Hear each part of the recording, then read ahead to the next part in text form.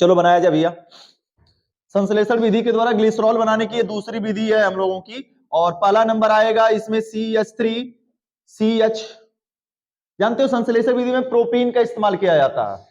या तो हम बात करें यहां पे प्रोपीन के द्वारा बना ले, या फिर कहा जाता है प्रोपिलीन के द्वारा।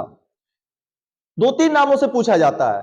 संश्लेषण विधि के द्वारा ग्लिसरॉल का निर्माण कीजिए, प्रोपीन के द्वारा निर्माण कीजिए, या प्रोपिलीन के द्वारा निर्माण कीजिए। यह सबसे ज्यादा इंपॉर्टेंट रिएक्शन है ग्लिसरॉल के अंतर्गत पूछी जाने वाली रिएक्शंस में से। ठीक है, तो क्या होगा सबसे अच्छा फार्मूला प्रोपीन का, ये सबको पता है कि यही है प्रोपीन। इसी को प्रोपीन भी कहते हैं और इसी को प्रोपिलीन भी कहते हैं। ठीक, जब इस प्रोपीन की क्रिया क्लोरीन के साथ कराई जाती है, किसके साथ? क्लोरीन के साथ 480 डिग्री सेल्सियस ताप से 500 डिग्री सेल्सियस ताप पर कराते हैं, तो रासायनिक अभिक्रिया के उपरांत कुछ नहीं होगा। इसका एक H एक Cl के साथ निकल जाएगा। क्या निकल जाएगा? HCl। बाकी Cl जाके जुड़ जाएगा तो क्या बना लेगा? CH3CH द्विबंध C। यहां से जो द्विबंध है, द्विबंध CH और क्या बना लेगा? Cl। सबको पता है कि इतने का नाम क्या होता है जी? इतने का नाम पता है कि नहीं पता है? एलिल। क्या होता है? एलिल। और इसका नाम क्या हो गया? क्लोराइड। तुम कहेंगे एलिल क्लोराइड, एलिल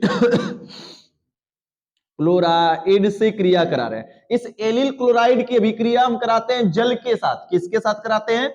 जल H2O के साथ कराएंगे। लेकिन H2O के साथ होगा, साथ में किसकी उपस्थिति में? तो Na2CO3 के एक्वस सॉल्यूशन की उपस्थिति में कराते हैं।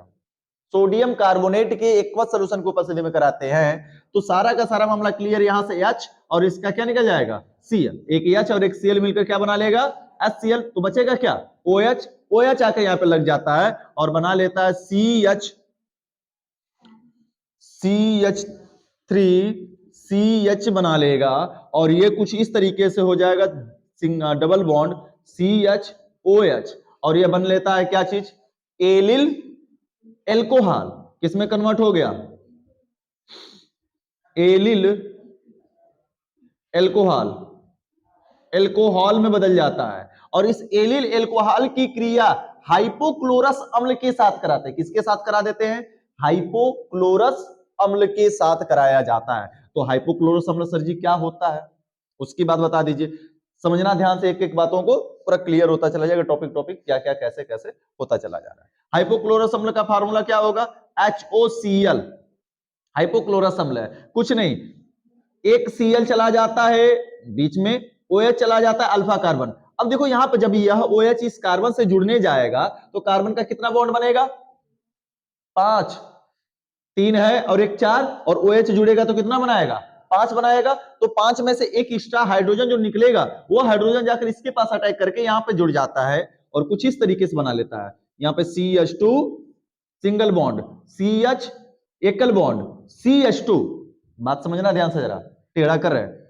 यहां पे कार्बन से C3 जुड़ा पड़ा है, C से 3H जुड़ा पड़ा है, ऐसे 4 है, और एक OH आकर जब लगेगा तो कितना हो जाएगा? 5। तो एक H इसका निकलेगा और जाके इस द्विबंध के इस वाले कार्बन परमाणु से क्या हो जाता है? जुड़ जाएगा। तो जुड़कर यहां पर CH2, यहां पर CH2, इसका भी बॉन्ड टूटेगा ऑलरेडी, क्योंकि 1 2 3 और एक 4 है, और एक हाइड्रोजन आएगा तो कितना हो जाएगा? 5। एक बॉन्ड टूट गया। यहां पर पहले से ही OH था, यहां पर OH लग गया, और यहां पर बीच में बचा हुआ Cl आकर 1 2 1 3, एक बॉन्ड की कमी, उस बॉन्ड की कमी को पूरा करने के लिए कौन जुड़ जाता है बीच में? Cl। तो इसको क्या कहते हैं? डाईहाइड्रोक्सी।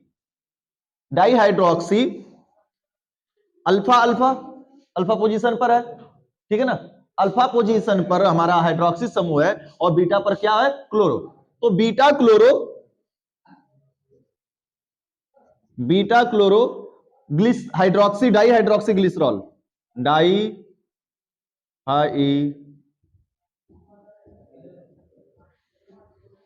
हाइड्रोक्सी ग्लिसरॉल बना लिया। सीधा सीधा इतना मैटर समझो। और इसकी क्रिया करा दी जाती है किसके साथ भैया? लास्ट में NaOH, क्योंकि यहां पे ग्लिसरॉल के लिए OH होना चाहिए, Na निकल गया, स्याही भरा पड़ा है।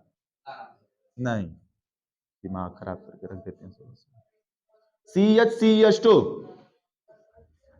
क्या हो जाएगा बताओ भैया? OH ऑलरेडी पहले से है, यहां पर भी OH है, Na निकल गया Cl के साथ NaCl, NaCl, OH जाकर लग जाएगा, क्या बना लेगा OH, और यह क्या बन गया ग्लिसरॉल। बातें समझ में आ गई। इसको हम केवल बीटा क्लोरोग्लिसरॉल भी कह सकते हैं, हाइड्रोक्सी नहीं जोड़कर, हम चाहे तो इसको बीटा क्लोरोग्लिसरॉल भी कहा जा सकता है, बीटा क्लोरोग्लिसरॉल का भी नाम दिया जा सकता है या लिया जा सकता है। तो यह पूरी रही संश्लेषण की विधि। मामला क्लियर हुआ? कुछ शुरू से लेकर तक बताते हैं, और इसीलिए यह इंपॉर्टेंट हो जाती है क्योंकि लंबी रिएक्शंस है।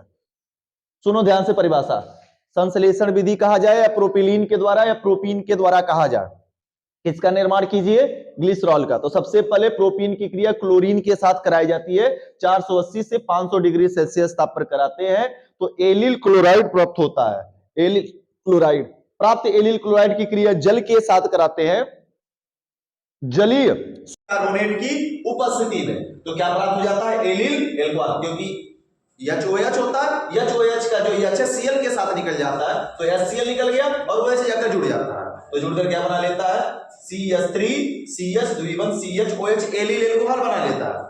यह एलिल एल्कोहल की क्रिया हाइपोक्लोरस अम्ल HOCl को क्या कहा जाता है हाइपोक्लोरस अम्ल के साथ कराते हैं तो बीटा क्लोरो। अब कोई सही बीटा क्लोरो कल याद करो, इस वाली पोजीशन को कौन सी पोजीशन हमने बताया था बीटा ना, अल्फा अल्फा और यह कौन सी है बीटा, बीटा क्लोरो।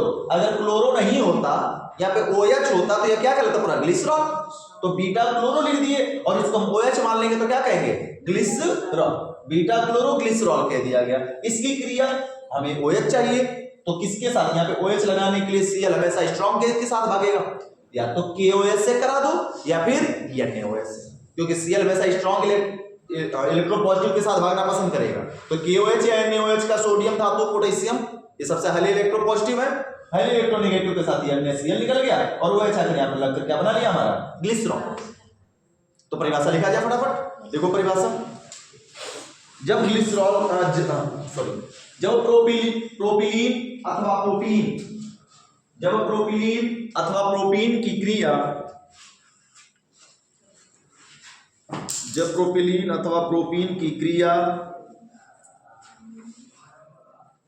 प्रोपिलीन अथवा प्रोपीन की क्रिया क्लोरीन के साथ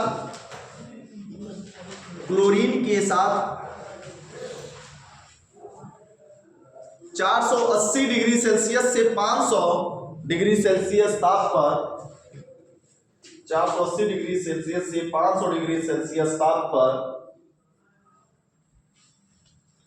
कराते हैं तो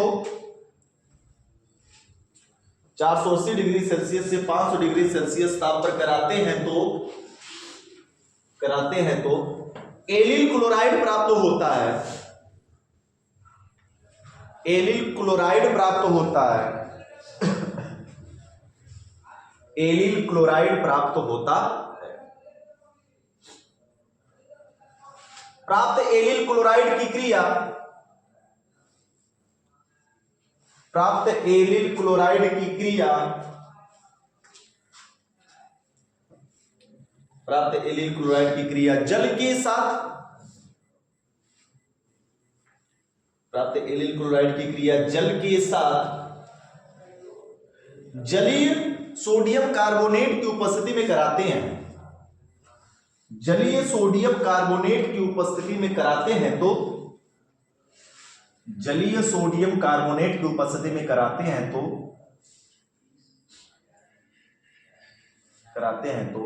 एलिल एल्कोहल प्राप्त हो जाता है, एलिल एल्कोहल प्राप्त हो जाता है, एलिल एल्कोहल प्राप्त हो जाता है, जिसकी क्रिया हाइपोक्लोरस अम्ल के साथ कराने पर,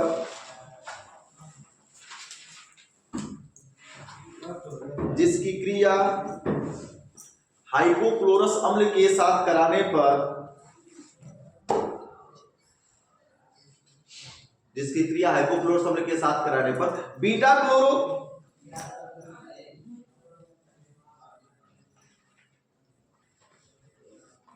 बीटा क्लोरो जिसकी क्रिया हाइपोक्लोरस अम्ल से कराने पर बीटा क्लोरोग्लिसरॉल,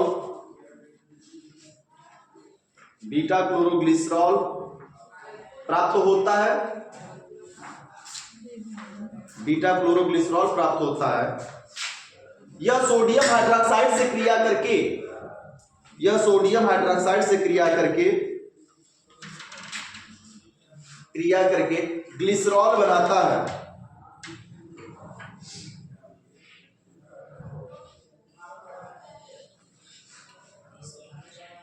ग्लिसरॉल बनाता,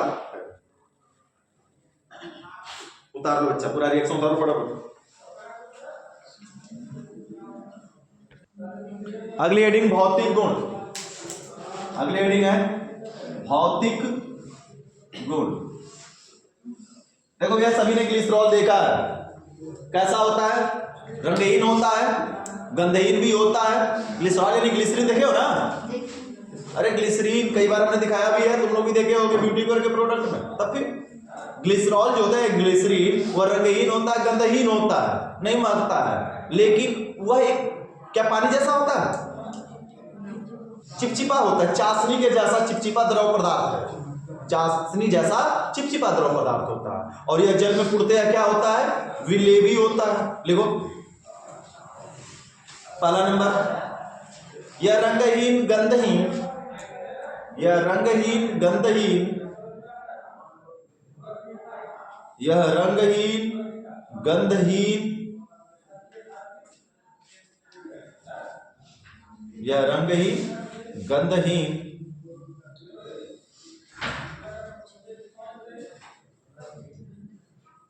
देखो बंद में,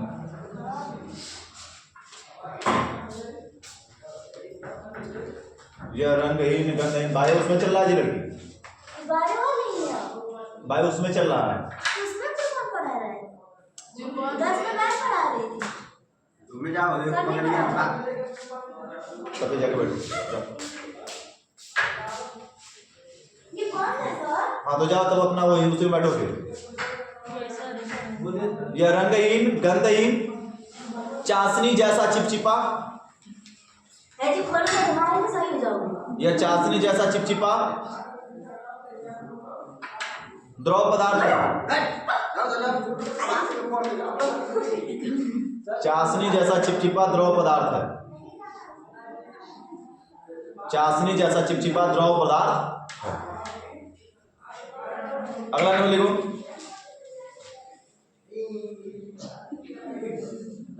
अगला नंबर, यह द्रव, यह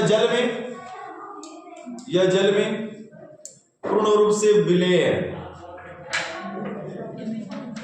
यह जल में पूर्ण रूप से विलेय है। हो गया, यह जल में पूर्ण रूप से विलेय है। अगला नंबर लिखो, इसका क्वथनांक, अगला पॉइंट है, इसका क्वथनांक 290 डिग्री सेल्सियस होता है, इसका क्वथनांक 290 डिग्री सेल्सियस होता हो गया। तथा यह इसी ताप पर अपघटित भी होने लगता है, तथा यह इसी ताप पर अपघटित भी होने लगता, तथा यह इसी ताप पर अपघटित भी होने लगता है।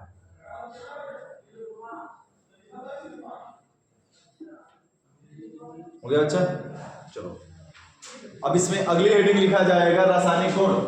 ग्लिसरॉल की रासायनिक गुण जाना जाएगा, ग्लिसरॉल के रासायनिक गुण क्या है और कैसे होते हैं, ठीक है ना। रेडी, लिखो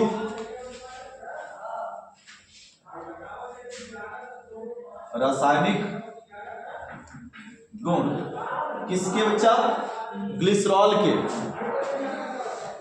पहला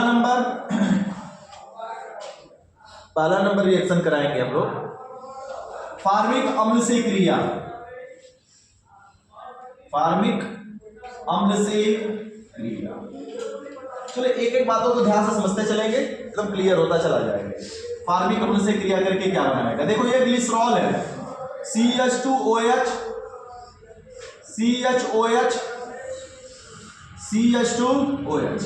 फार्मिक अम्ल का फार्मूला सबको पता है, HCOOH होता है, यही होता है ना। यह क्रिया करता है 100 डिग्री सेल्सियस से 110 डिग्री सेल्सियस ताप पर रिएक्शन कराते हैं लोग, कुछ नहीं होगा, एसिड से H निकलेगा और यहां से क्या निकलेगा OH, HOH मिलकर क्या बना लेगा H2O। बाकी बचे हुए बॉन्ड की कमी की करिया जाकर उल्टा यहां पे जुड़ेगा, तो CH2O, क्योंकि O को एक बॉन्ड की कमी, C को एक बॉन्ड की कमी, वह दोनों एक दूसरे से बॉन्ड बनाकर COO CH बना लेंगे, एकल बॉन्ड CHOH हो जाएगा और सिंगल बॉन्ड CH2OH हो जाएगा। यहां पर यह जो फार्मूला बना है, इतने को तो ग्लिसरॉल कहते हैं, इतने को क्या कहते हैं ग्लिसरॉल, और इतने को कहा जाएगा फार्मेट। फार्मेट के कितने इससे जुड़े हैं एक, तो ग्लिसरॉल मोनोफॉर्मेट इसको कहेंगे, क्या नाम है ग्लिसरॉल, एक जुड़ा इसलिए मोनो, और HCOO को क्या कहा जाता है भैया, याद करो एसीटेट, H निकल जाता है एसीटेट, फार्मिक से H निकल जाएगा फार्मेट, तो H निकल गया तो इतने को हम क्या कहेंगे फार्मेट, फार्मेट, ग्लिसरॉल मोनोफॉर्मेट बना लिया। अब होगा क्या अगले केस में, कुछ नहीं, यहां से निकलेगा यह टूट जाएगा तो निकलेगा CO2, यह जाकर यहां पे जुड़ता उससे पहले निकल जाता है यहां से क्या OH निकलेगा, तो बॉन्ड लेकर OH निकलेगा, और यहां से CO2 का यह जो है ना H का बॉन्ड, कह सकते हो कि यहां पर बचेगा H का बॉन्ड, यहां पर नीचे आकर गिरता है, संरचना साइड बना देते हैं, यहां पर O C द्विबंध O एकल बॉन्ड H ऐसे है, C यहां पे ये जुड़ा हुआ CH2, क्लियर करना, यस निकल रहा है बॉन्ड को ऐसे लेकर,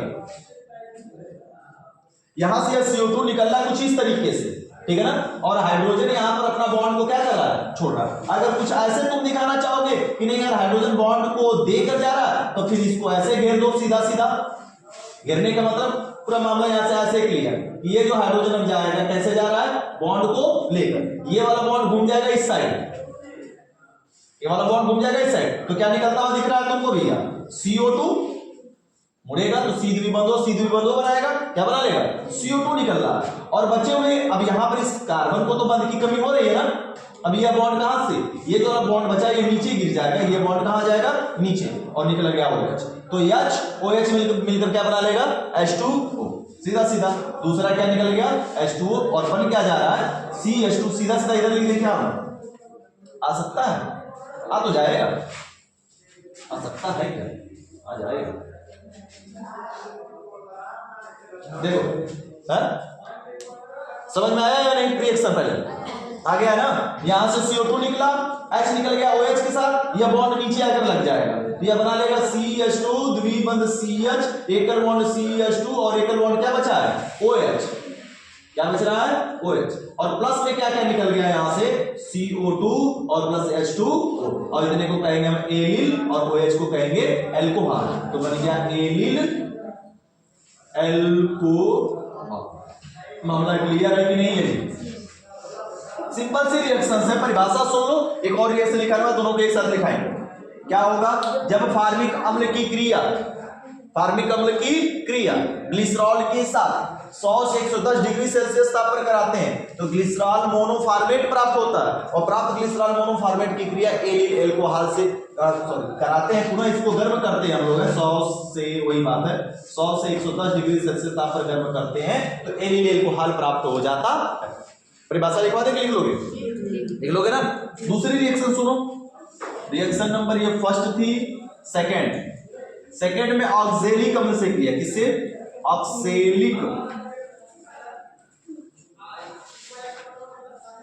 अम्ल से क्रिया, ऑक्सेलिक अम्ल से क्रिया दो ताप पर होगी, पहला नंबर होगी 100 डिग्री सेल्सियस से 110 डिग्री सेल्सियस ताप पर रिएक्शन कराएंगे हम लोग ऑक्सेलिक अम्ल से ताप पर, तो कुछ और बनेगा, 260 पर कराएंगे तो कुछ और बनेगा, तो चलो कराकर चेक करते हैं। और यह क्रिया हमने पीछे कराई हुई है, यह जो रिएक्शन हमने पीछे करा दिया है, याद करना, देखते कितने लोगों को पता है कि कहां पर हमने कराया है, CH2OH CH2OH, ये रहा ग्लिसरॉल, ऑक्जेलिक अम्ल का फार्मूला COOH। याद करो जब ऑक्जेलिक अम्ल कार्बोक्सिलिक पढ़ा रहे थे तो वहां पर ऑक्जेलिक की क्रिया ग्लिसरॉल से हमने कराया था, सेम वही रिएक्शन यहां पे उतार रहे हैं, 260 वाला वहां पर नहीं कराया गया, लेकिन यहाँ पे 260 वाला कराया जाएगा। इसको एक ऊपर वाले हिस्से को पलटी करेंगे, HOOC नीचे हो जाएगा COOH। क्रिया कितने टेम्परेचर पर? सेम वही 100 डिग्री सेल्सियस से 110 डिग्री पर कराएंगे। यहां से निकलेगा H और इसका निकलेगा OH। क्या निकल गया? H2। बाकी आकर जुड़ जाता है CH2। देखो जी CH2OOC हुआ सर जी, और एकल बॉन्ड COOH हो गया और CHOH बना, नीचे CH2OH बना। ऑक्सीलेट का एक हिस्सा जुड़ा ऑक्सेलिक अम्ल का, ऑक्सेलिक अम्ल का एक भाग जुड़ा है, इसलिए मोनो ऑक्सीलेट कहेंगे। और दोनों जुड़ जाता तो क्या कहते हैं? Dioxalate. तो इतने को तो ग्लिसरीन या ग्लिसरॉल कहेंगे। ग्लिसरीन मोनो ऑक्सीलेट, क्योंकि एक ये छटा तो मोनो इसलिए कहा गया, दोनों ये छटा तो डाई ऑक्सीलेट कह देते सीधा सीधा। तो यहां पर क्या बन जाएगा हमारा? ग्लिसरील या ग्लिसरॉल भी कर सकते हैं। ग्लिसरील मोनो ऑक्सीलेट बना। और इस ग्लिसरील मोनोऑक्सीलेट को फिर से वही उसी ताप पर गर्म करेंगे तो कुछ नहीं भैया, यहां से CO2 निकल गया और H जाकर यहां पर लग गया। जब H जाकर यहां पर लग जाएगा तो पुनः क्या बन जाएगा बता दो जी? CO2 और यह पुनः ये बन गया ना CH2OOCH और एकल बॉन्ड CHOH। यह रिएक्शन कुछ और नहीं है जी, बस संरचना को घुमाना है, इधर उधर बनाना है। और इसकी क्रिया हमने याद करो किससे कराया था? जल से। HOH के साथ जल से करा दिया गया। यहां पर इसको गर्म कर रहे हैं, लेकिन इस जगह पे इसको गर्म नहीं करते हैं। इसकी क्रिया किसके साथ? H2O के साथ कराते हैं। और जब H2O के साथ कराते हैं तो सबको पता है कि H2O में OH पाया जाता है और H पाया जाता है। यहां से निकलेगा H प्लस इसके साथ जुड़ जाएगा और OH आकर यहां पर जुड़ जाएगा। लिख देते हैं HOH माइनस और यह प्लस, ये प्लस वाला ऐसा ये रहा हमारा प्लस और ये रहा माइनस।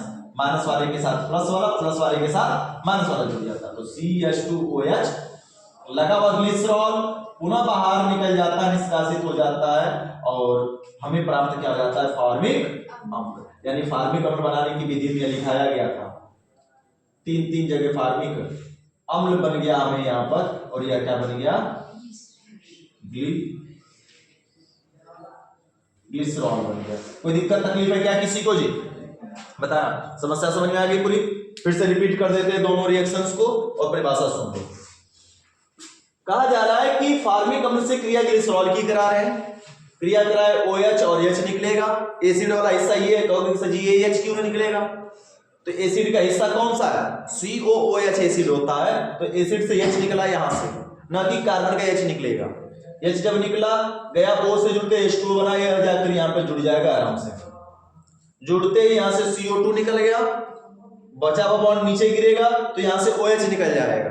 OH निकलेगा, H के साथ क्या बना लेगा? CO2 और H2O, और यह बॉन्ड आकर CH2 द्विबंध CH2OH बनाया एलिल एल्कोहल। यानी साधारण सी परिभाषा है कि ग्लिसरॉल की क्रिया फॉर्मिक अम्ल के साथ 100 से 110 डिग्री सेल्सियस ताप पर कराते हैं तो ग्लिसरॉल मोनोफॉर्मेट और एलिल एल्कोहल प्राप्त होता है। और जब इसी आगे कराते हैं क्रिया ऑक्जेलिक अम्ल के साथ, इसी ग्लिसरॉल की क्रिया ऑक्जेलिक अम्ल के साथ कराते हैं सेम टेम्परेचर 100 से 110 डिग्री पर, तो क्या प्राप्त हो जाता है भैया?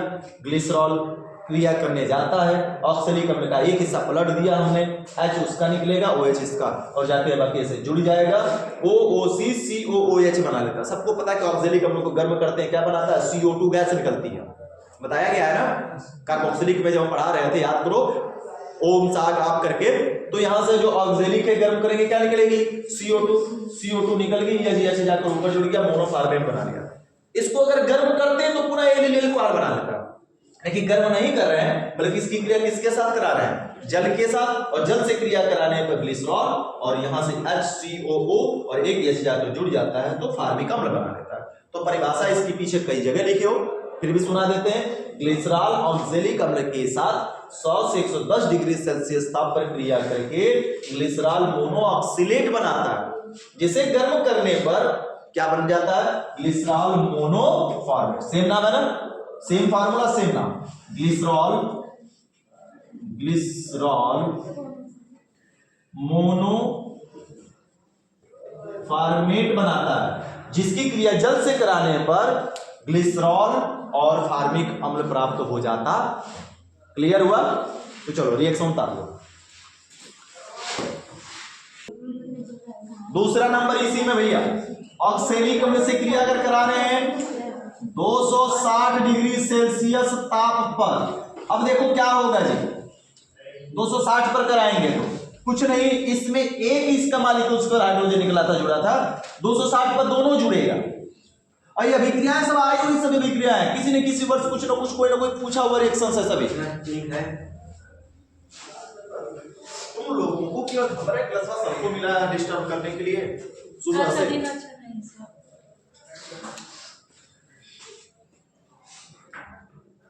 CH2OH CHOH CH2OH पलट देंगे HOOC COOH।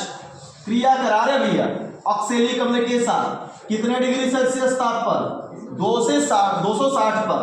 H निकलेगा OH के साथ, H निकलेगा OH के साथ, HOH मिलकर क्या बना लिया 2H2O, दोनों चिपक जाएगा, CH2OOC CHOOC जुड़ जाएगा एक दूसरे से, जुड़ा हुआ प्लस CH2OH। याद करो कल ही हमने बताया था, आज भी बताया अभी जस्ट, कि अगर एक जुड़ा है तो मोनो है और दोनों जुड़ जाता तो क्या कहते हैं डाई। तो इतने को तो ग्लिसरॉल बोलेंगे या ग्लिसरीन, ग्लिसरीन दोनों जुड़ गया तो क्या हो जाएगा डाई, और COOCOH को क्या कहेंगे ऑक्सीलेट, ग्लिसरीन डाई ऑक्सीलेट बनाया। पुनः वही बात, इसको पुनः 260 पर गर्म किया जाएगा। तो जब ऑक्सीलेट को गर्म करते तो हमेशा निकलने की क्या प्रवृत्ति होती है, CO2 ही ना।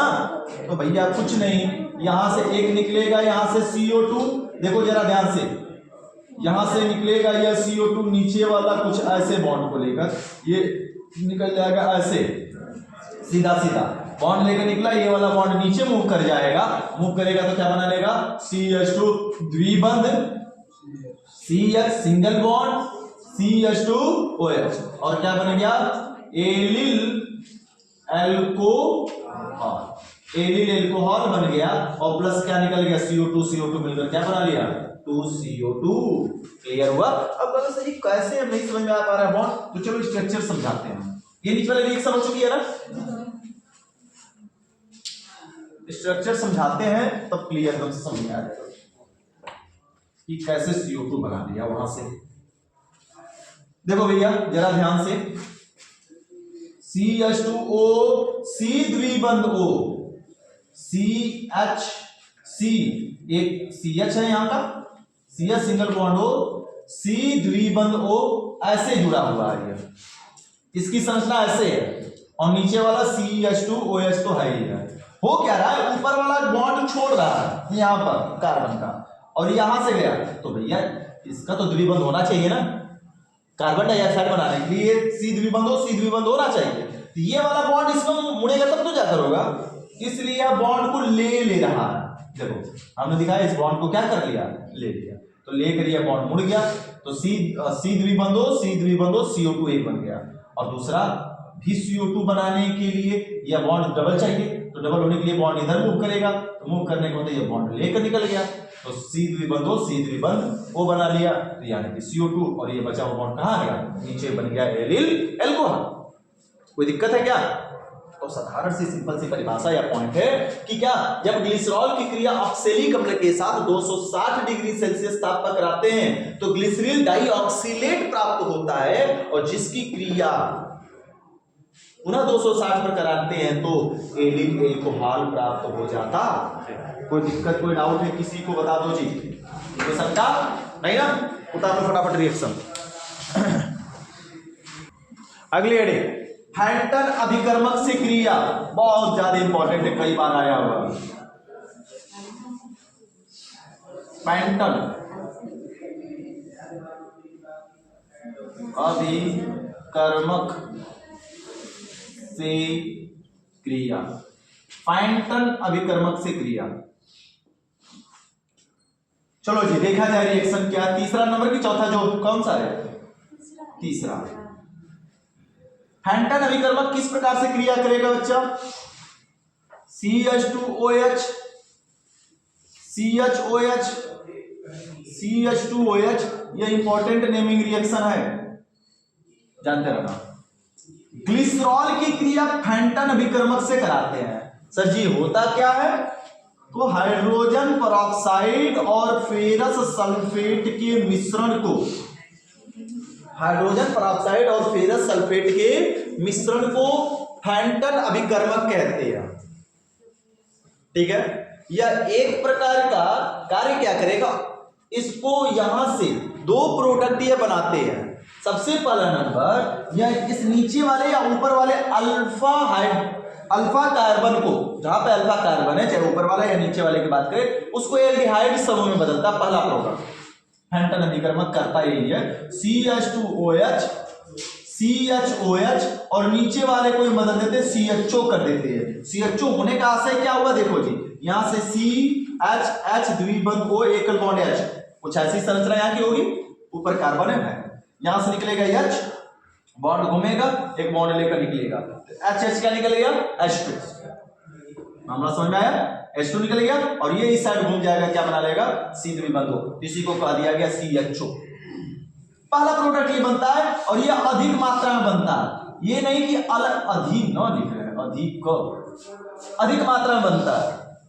अभिकारक एक ही होता है, ये नहीं कि 2 3 4 अलग अलग होगा, नहीं, एक ही अभिकारक अणु होता है, उसमें कुछ मात्रा में बनता है। आपका अधिक मात्रा में बनता है हमारा ग्लिसरॉल्डिहाइड,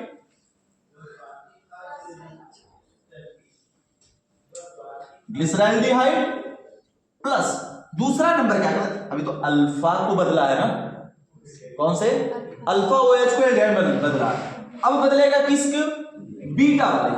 तो बीटा वाले को एल्डिहाइड में नहीं बदल पाता है, बल्कि इसको बदलता है कीटोन में है। अब बीटा वाले की पोजीशन देखो, ये है यहां पर H एकल बॉन्ड O एकल बॉन्ड H, नीचे संरचना से माध्यम से समझा रहे हैं, यहां से निकलता H है, यहां से निकलता H है, ये बॉन्ड घूमता है, यहां से H निकल गया, तो H पुनः क्या निकल गया, H2।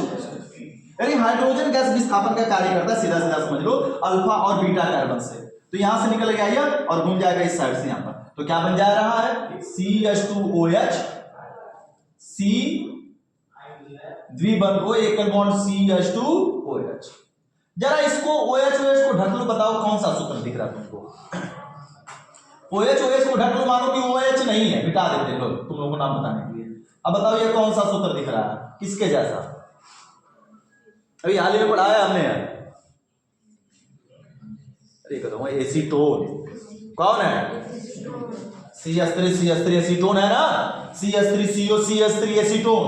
यहां पर क्या लग गया, OH, तो क्या कहेंगे, डाइहाइड्रॉक्सी, और फिर इसको ढक लेंगे तो क्या बचा हमारा, एसीटोन। और इन दोनों का मिश्रण यह कम मात्रा में बनता है और एक ही में बनेगा, अलग अलग नहीं बनता है कि अलग अलग टेस्ट ट्यूब में बनेगा, एक ही टेस्ट ट्यूब में एक कम मात्रा में बनता है, एक अधिक मात्रा में बनता है, और इन दोनों के ही मिश्रण को ग्लिसरोस के नाम से जानते हैं, ग्लिसरोस के नाम से जाना जाता है। तो पेपर में कई तरीके से आया है कि ग्लिसरॉल की क्रिया फेंटन अभिकर्मक से कराइए, या फिर आ जाता है ग्लिसरोस का निर्माण कीजिए। ठीक है, ग्लिसरोस का निर्माण, यही है ग्लिसरोस दोनों का मिश्रण, या फिर आ गया ग्लिसरॉल्डिहाइड का निर्माण कीजिए। तो सिंपल सी बात है, साधारण सी, कि जब ग्लिसरॉल की अभिक्रिया फेंटन अभिकर्मक के साथ कराते हैं तो रासायनिक अभिक्रिया में ग्लिसरॉल्डिहाइड और क्या प्राप्त होता है, डाइहाइड्रॉक्सी एसीटोन। इन दोनों के ही मिश्रण को हम क्या कहते हैं, लल्ला, ग्लिसरोस कहते हैं। मामला क्लियर हुआ? चलो परिभाषा लिखते हैं, देखो, H2O2 तथा यानी हाइड्रोजन परऑक्साइड, H2O2 तथा FeSO4, H2O2 तथा FeSO4 के मिश्रण को फेंटन अभिकर्मक कहते हैं, फेंटन अभिकर्मक कहते हैं, फेंटन अभिकर्मक कहते हैं। खड़ी पाई पैराग्राफ चेंज करके, जब ग्लिसरॉल की क्रिया जब ग्लिसरॉल की क्रिया फेंटन अभिकर्मक के साथ कराते हैं तो, जब ग्लिसरॉल की क्रिया फेंटन अभिकर्मक के साथ कराते हैं तो, जब ग्लिसरॉल की क्रिया फेंटन अभिकर्मक के साथ कराते हैं तो ग्लिसरल्डिहाइड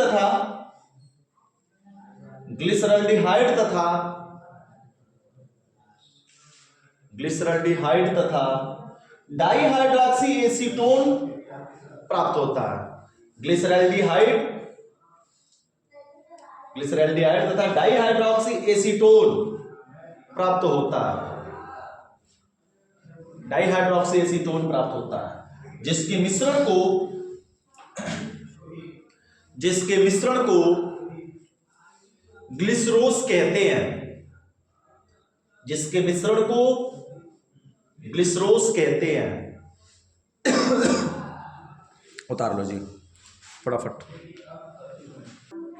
क्रिया कराते हैं हम लोग हैं अगली हेडिंग, और very very important reaction paper में पूछी गई। कौन सी है भैया? नाइट्रिक अम्ल से क्रिया।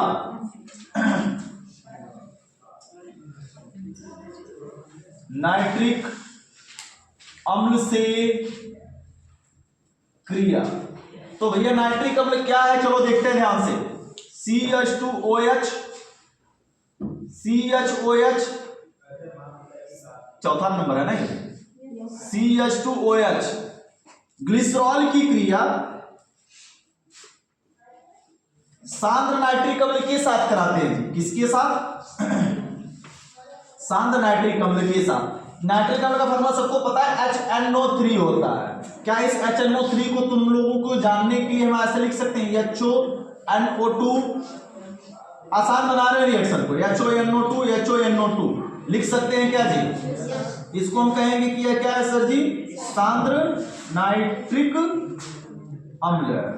यह क्रिया CONC(H2SO4) की उपस्थिति, सबको पता है कि नाइट्रिक अम्ल जब क्रिया करने जाता है तो विदाउट H2SO4 की क्रिया नहीं करता। तो इससे निकलता OH है और ग्लिसरॉल का निकलता H है। OH निकल जाता है, ठीक है ना। और यहां पर जो यह बना 3 H2O निकल गया, और यह आकर टोटल इसके साथ जुड़ जाता है CH2O CH2O, हाँ CH है, हम बेसी नहीं लिख सकते हैं, CH2O ये बनाता है, जिसका नाम है ट्राई नाइट्रो। नाइट्रो कितनी बार है? 3 बार। ट्राई नाइट्रो ग्लिसरीन,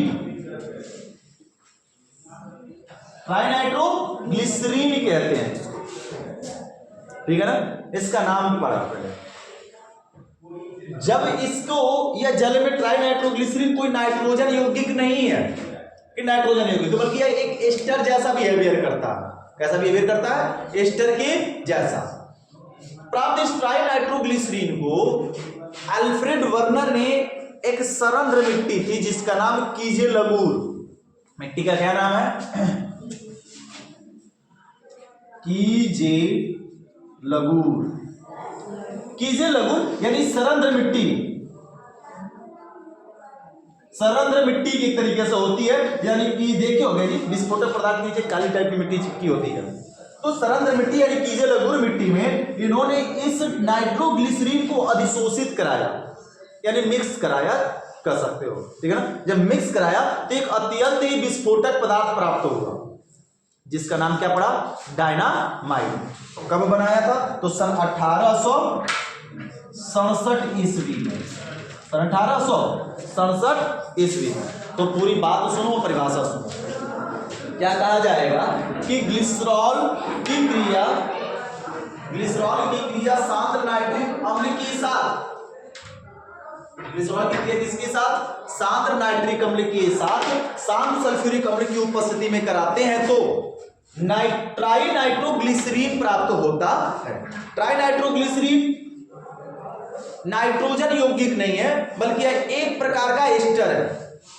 यह बहुत विषैला होता है, यह जल में अविलेय है, यानी जल में घुलने वाला नहीं है। इस पर आघात करने से यानी पीटा जाए या इसके ऊपर विस्फोट कराया जाए तो यह भयानक विस्फोट करता है, यह बहुत ज्यादा भयानक विस्फोट करता है।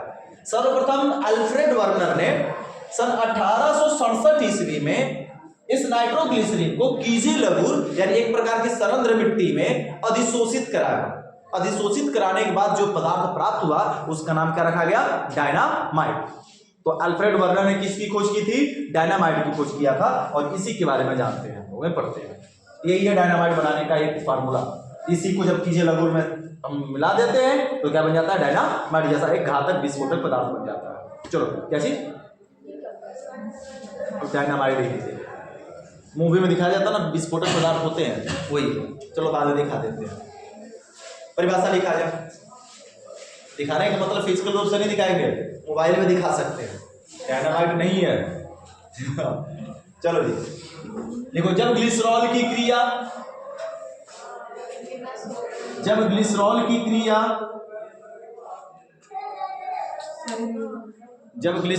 क्रिया सांद्र नाइट्रिक अम्ल के साथ, चलो जी कहां तक हुआ? सांद्र नाइट्रिक, देखो ग्लिसरॉल की क्रिया सांद्र नाइट्रिक अम्ल के साथ सांद्र सल्फ्यूरिक अम्ल की उपस्थिति में कराते हैं तो सांद्र सल्फ्यूरिक अम्ल की उपस्थिति में कराते हैं तो ट्राइनाइट्रोग्लिसरीन सांद्र सल्फ्यूरिक अम्ल की उपस्थिति में कराते हैं तो ट्राइनाइट्रोग्लिसरीन प्राप्त होता है। ट्राइनाइट्रोग्लिसरीन प्राप्त होता है। खड़ी पाई पैराग्राफ चेंज करके, ट्राइनाइट्रोग्लिसरीन प्राप्त होता है। खड़ी पाई पैराग्राफ चेंज करके हो गया। आगे लिखो, यह कोई नाइट्रोजन यौगिक नहीं है। यह कोई नाइट्रोजन यौगिक नहीं है बल्कि यह एस्टर जैसा कार्य करता है। यह कोई नाइट्रोजन यौगिक नहीं है बल्कि एस्टर जैसा कार्य करता है। एस्टर जैसा कार्य करता है। यह विषैला है और जल में अविलेय है। यह विषैला है और जल में अविलेय है। यह विषैला है और जल में अविलेय है।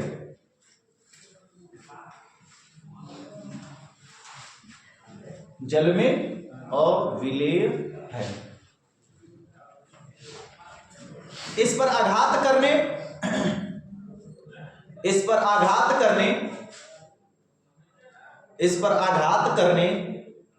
अथवा विस्फोट करने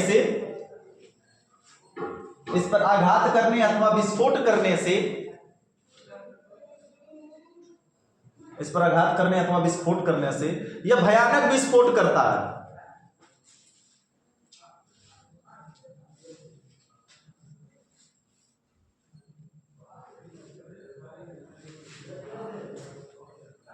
भयानक विस्फोट करता है। हो गया? कड़ी पाई आगे लिखो। सर्वप्रथम अल्फ्रेड वर्नर ने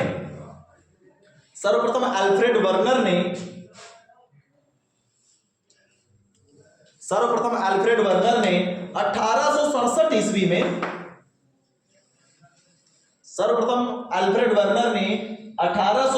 ईस्वी में ट्राइनाइट्रोग्लिसरीन को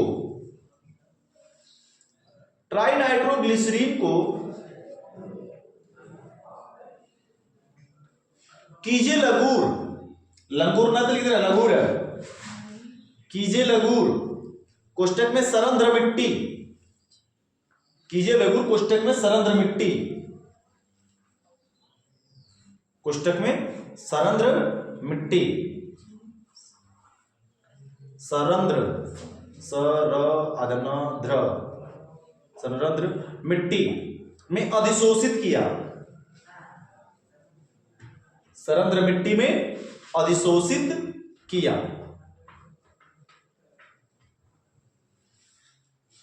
जिससे निर्मित पदार्थ को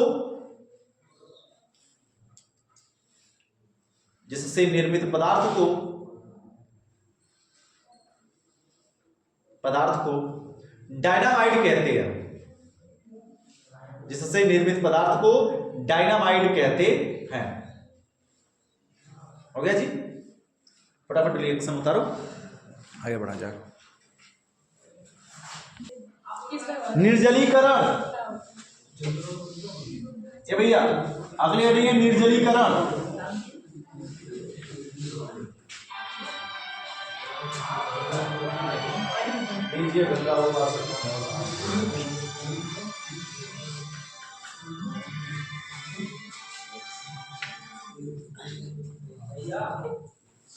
निर्जलीकरण क्या भैया, सुनो, मतलब इसमें से जल को बाहर निकाला जाएगा, पांचवा की छठा जो भी होगा लिख लेना।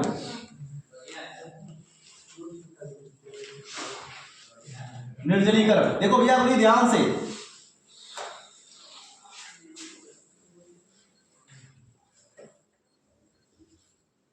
OH OH OH H यहां से निकलेगा, जल को बाहर निकलना है, सबसे पहले निकलेगा OH बॉन्ड को लेकर, H निकलेगा बॉन्ड को छोड़ के, ये बॉन्ड नीचे गिर जाएगा, ठीक है ना। तो बचा क्या है यहां पर भैया, C, देखो ध्यान से, CH बचा, और बॉन्ड कितना हुआ इसके पास, एक, एक, दो और एक तीन, ठीक है ना। क्या चीज, आगे चलते हैं भैया, बढ़ाते हैं मामला को, रुक जाओ, इस बॉन्ड को नीचे गिराएंगे तो होगा, से तो पता रख देते हैं। और यहाँ पर इसमें से हम बॉन्ड को निकालते हैं OH, यहाँ से निकालते हैं H, ये बॉन्ड को घुमाए इधर, बॉन्ड इधर घुमा, 5 बॉन्ड लेकर निकल गया। सबसे पहले यह क्रिया होगी KHSO4 की प्रेजेंस में, जब यह मुड़ा इधर तो यह क्या कराएगा भैया, CHO एल्डिहाइड बनाना, CHO ऊपर रहा C, अब इस C से क्या बचेगा देखना ध्यान से, OH को निकल गया जी, एक बॉन्ड की कमी इसको भी हो रही है, कितने बॉन्ड की, CH बचा। अब यहाँ पर बात करते हैं, 3 बॉन्ड हो गया, एक बॉन्ड की कमी, ऊपर वाला कितना होगा बता दो जरा हमको ध्यान से। OH निकलने के बाद सब कुछ मिला जुला कर जल बाहर निकलना चाहिए, और जल के लिए देखो क्या क्या निकला, OH एक H मिलकर एक H2O बना लिया, OH H एक H2O बनाया, यहां से इसको नहीं निकाल सकते, नहीं, ठीक है। एक OH मिल जाएगा इसके साथ, यहां पर हमको लग रहा है OH को बॉन्ड को छोड़ के निकालना पड़ेगा, तभी जाकर मामला बन पाएगा ना। या इसके साथ मिल जाएगा एक H2O, और एक H2O बना दिया हमने। दूसरा नंबर क्या बनेगा कि यहां से OH बॉन्ड को छोड़ के जाएगा, ये बॉन्ड नीचे गिरेगा, तो OH और H मिलकर, H माइनस OH प्लस मिलकर क्या बना लेगा, H2O, 2H2O बना, बॉन्ड नीचे जाएगा, ऊपर CH2 बचा, द्विबंध बना लिया इतना। तो यह फार्मूला बन गया हमारा CH2 CH2CHOH। 4 सबका पूरा ना कंप्लीट, एक बार चेक कर लो जी, 4 बॉन्ड सबका कंप्लीट होना चाहिए, है ठीक, कोई दिक्कत नहीं। यह एक्रालीन,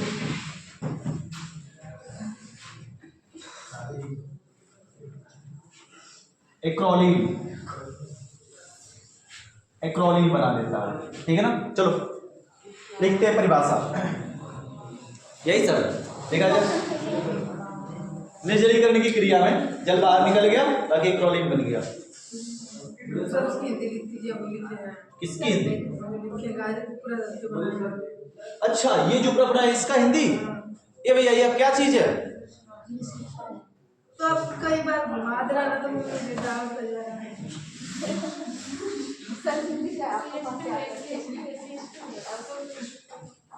ऐसा हमने लिख दिया, या इसको हम ऐसा लिख दें, इसमें क्या घुमाया जा रहा है, इस सवाल में जरा ये बता दो अल्लाह, इसमें क्या दिक्कत आ रही है, ई और ई का अलग है दोनों, अरे हाय तो सीधा देखना चाहिए कि ये H2 सिंगल बॉन्ड है, या CH सिंगल बॉन्ड है, या CH2 हो गया, संरचना इसका बना दिया हमने बस, और क्या किए हम बना इसके साथ। ये भैया सुन लो, जब ग्लिसरॉल का निर्जलीकरण, ये बच्चा बात नहीं, जब ग्लिसरॉल का निर्जलीकरण पोटेशियम बाइसल्फेट की उपस्थिति में कराते हैं तो एक्रोलीन प्राप्त हो जाता है। क्लियर है ना? परिभाषा रिएक्शन लिख लो जी। ना ही उतना ना। ऑक्सीकरण, अब पूरा रिएक्शन देखो उसके बाद लिखना छठा नंबर। ऑक्सीकरण, पहले ऑक्सीकरण ही कराते हैं।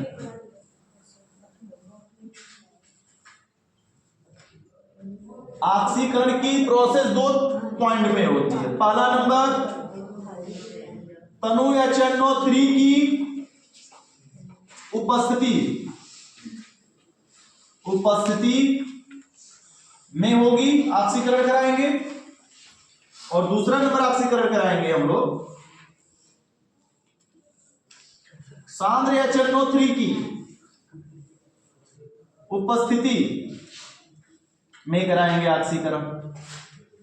तो दोनों ही ऑक्सीकरण की प्रोसेस है। और ये रिएक्शन ये भी इंपॉर्टेंट है, इसकी भी क्या इंपॉर्टेंट है भैया, जरा ध्यान से बताना समझना।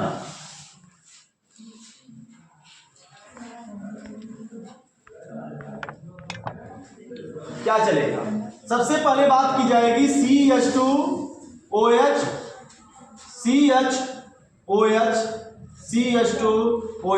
का ऑक्सीकरण यदि हम कराएंगे, प्रेजेंस किसका लगा रहे हैं भैया? नवजात ऑक्सीजन से क्रिया, और उपस्थिति कौन हो रही है? Dilute HNO3। जब डाइल्यूट HNO3 की उपस्थिति में कराते हैं तो यह होता है CH2OH। बांट लगा देने तो कहेंगे कौन सा सूत्र बन गया। आगे बढ़ा चलिए।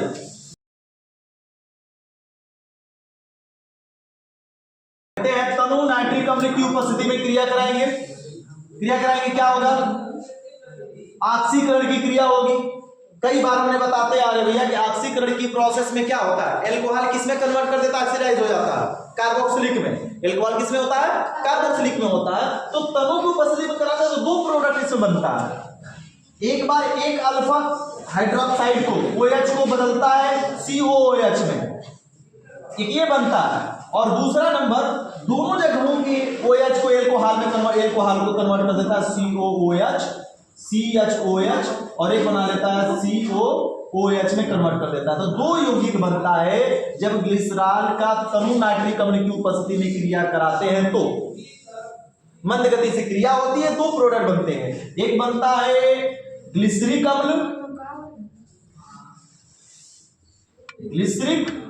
अम्ल और एक बनता है टार्ट्रोनिक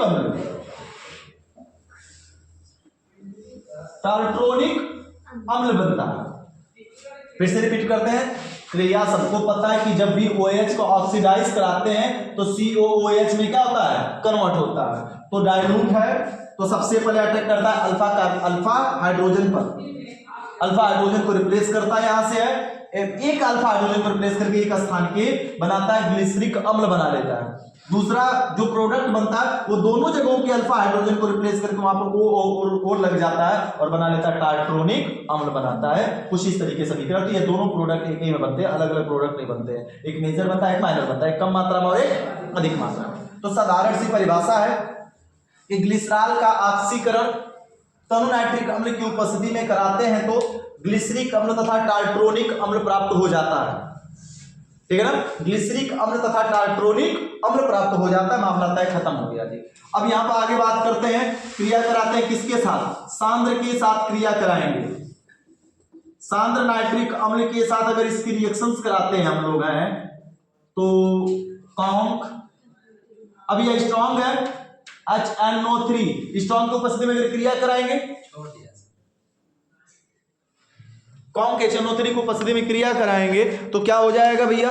केवल यह स्ट्रॉन्ग होने के कारण केवल यह एक अल्फा हाइड्रोजन को रिप्लेस करता है और रिप्लेस करके उसको ऑक्सीडाइज कर देता है कार्बोक्सिलिक अम्ल में।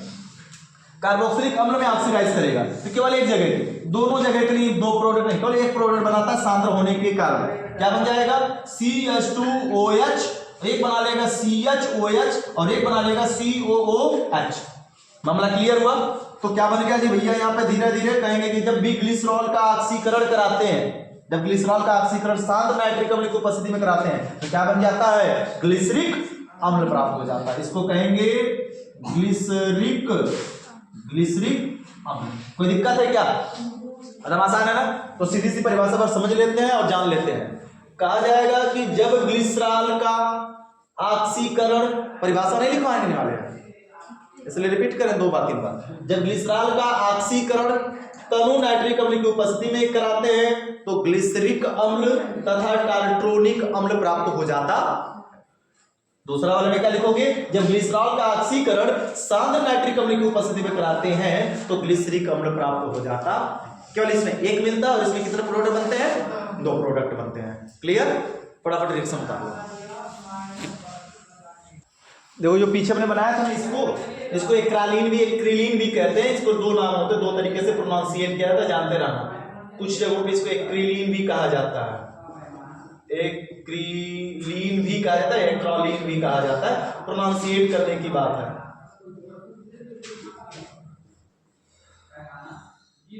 एक्रालीन या एक्रिलीन प्रोनाउंसिएट किया था, पेपर में आया हुआ यह क्वेश्चन है, तो इस बात को जानते रहना।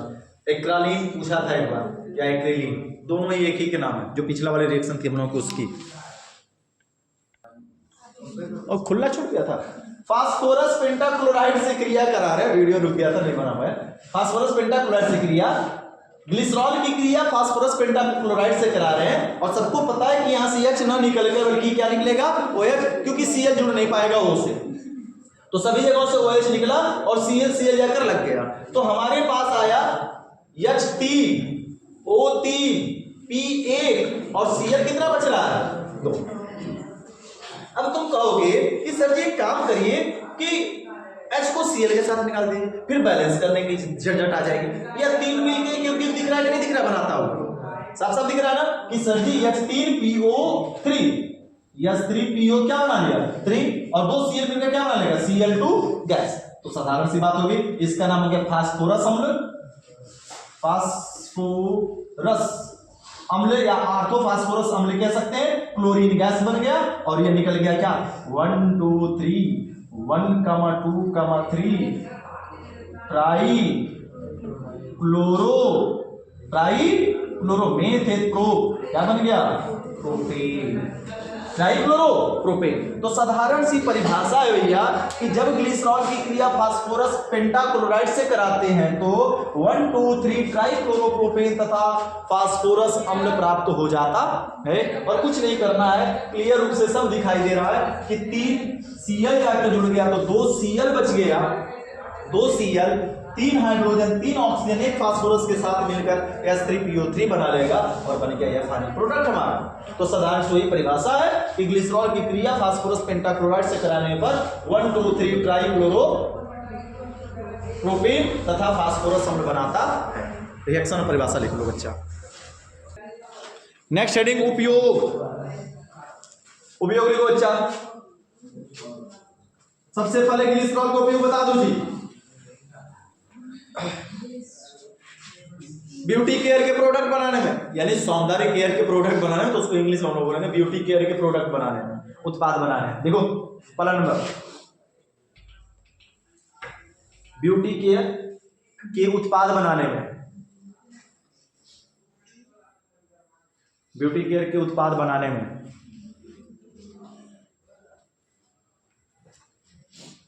अगला नंबर, ग्लिसरोस बनाने में, ग्लिसरोस बनाने में,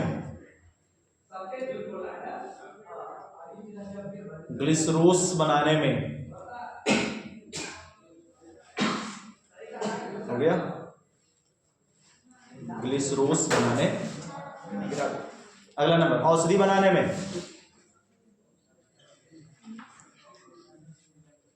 फार्मिक अम्ल बनाने में,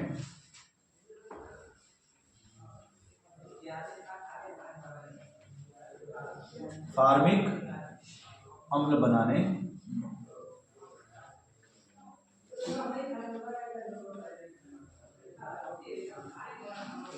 हो गया। अच्छा चलो जी आगे बात को बढ़ाते हैं हम लोग और जानते हैं एल्कोहल का नामकरण। अभी यहाँ पे एल्कोहल बनाने की सारी विधि खत्म। हम लोगों ने पढ़ा मेथिल एल्कोहल, इस लेसन में एथिल एल्कोहल और ग्लिसरॉल, सभी प्रकार के एल्कोहलों को जान लिया गया। अब एल्कोहल का नामकरण जानेंगे कि एल्कोहल का नामकरण कितने प्रकार से किया जाता है। एल्कोहल का नामकरण 3 प्रकार से करते हैं। एक साधारण नाम लिखते हैं साधारण तरीके से, एक नाम लिखते हैं हम लोग आईपीएससी नाम लिखते हैं, कल मिल जाएगी जब अभी पढ़ा रहे हैं सर जब। एक आईपीएससी नाम और तीसरा है कार्बिनाल सिद्धांत। कौन सा सिद्धांत? कार्बिनाल सिद्धांत के अनुसार। तो हेडिंग है अल्कोहल का नामकरण। नामकरण एक में रहता है अलग में। एल्कोहल का नामकरण कितने प्रकार से होता है लल्ला? 3 प्रकार से। पहला होता है साधारण नाम लिखेंगे, दूसरा IUPAC नाम लिखेंगे। इंडिया का उत्तर प्रदेश इस समय एसी कंडीशन में चल रहा है, चल रहा है ना, सुबह से लेकर शाम तक एसी। और तीसरा कार्बिनॉल सिद्धांत। हाँ भैया, कार्बिनॉल सिद्धांत के अनुसार लिखेंगे। कार्बिनॉल सिद्धांत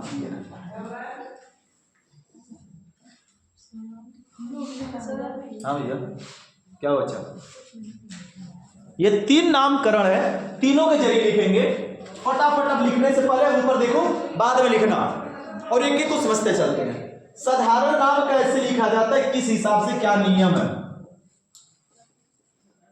साधारण नाम लिखने का तरीका किसी भी एल्कोहल का, कुछ नहीं करना है जी, बस तुमको इतना जानना है, एल्किल एल्कोहल कह देना है।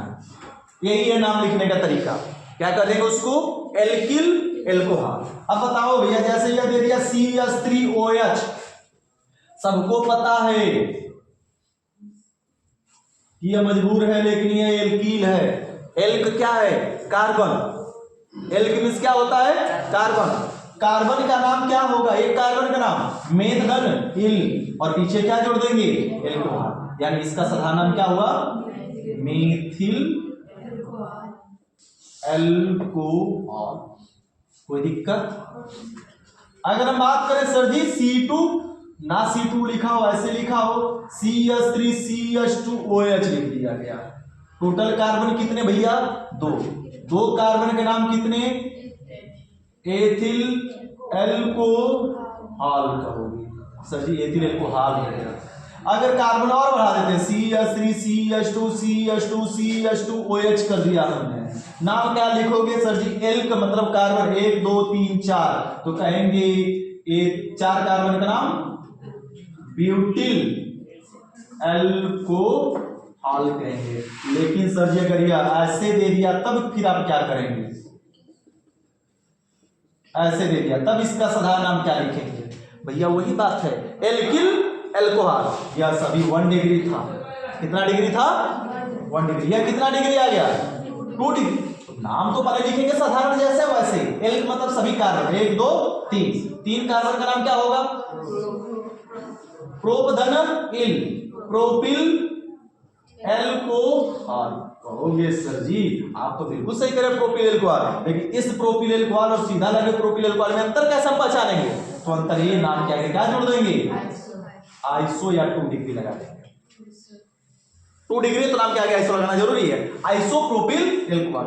बड़ी श्रृंखला सर जी दे दिया तब क्या करेंगे आप बता दीजिए जरा। तो देखो हम ऐसे CH3 CH2 CH2 CH3 दे दिया। अब बताओ भैया, जहां से OH जुड़ा वहां से कार्बन की कितनी श्रृंखला निकली?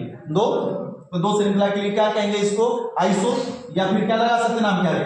2 डिग्री। 1 2 3 4 5 कार्बन का नाम पेंटधन ये बराबर पेंटिल एल्कोहल। क्या हो गया? Pentyl alcohol. सर जी अगर ऐसे दे दिया तब फिर इसके लिए क्या कहेंगे? अरे देख लो भैया, ये हो गया OH सर जी, इसका नाम बता दीजिए। तो कहोगे कुछ नहीं, वही एल्कधनिल 1 2 3 4 कार्बन का नाम ब्यूट धन इल बराबर ब्यूटिल और OH के लिए एल्कोहल। तो क्या बन गया? Butyl alcohol. लेकिन इस ब्यूटिल एल्कोहल और इस ब्यूटिल एल्कोहल में डिफरेंस कैसे पता चलेगा? डिफरेंस यही क्लियर 3 डिग्री है तो नाम क्या है, क्या लगा देंगे? नियो ब्यूटिल एल्कोहल या 3 डिग्री ब्यूटिल एल्कोहल। मामला समझ में आ गया? कोई कठिन है क्या? अब सर जी इसका नाम बता दीजिए, इसका नाम क्या हो जाएगा? CH2OH दे दिया। OH खुली श्रृंखला से जुड़ा है। याद करो ये रिलेशन शुरू होने से पहले हमने OH का केस बताया। OH एक ऐसा सदस्य है कि मेटल से जुड़ गया, OH मेटल से जुड़ जाएगा तो क्षार बन जाएगा। क्या बन जाएगा? क्षार। OH खुली श्रृंखला के कार्बन से जुड़ेगा तो एल्कोहल कहलाएगा। क्या कहलाएगा? एल्कोहल। अगर OH बंद श्रृंखला के कार्बन से जुड़ेगा तो क्या कहलाएगा? फिनॉल। कौन सी वो है? हिस्सा बन जाएगा। किससे जुड़ेगा?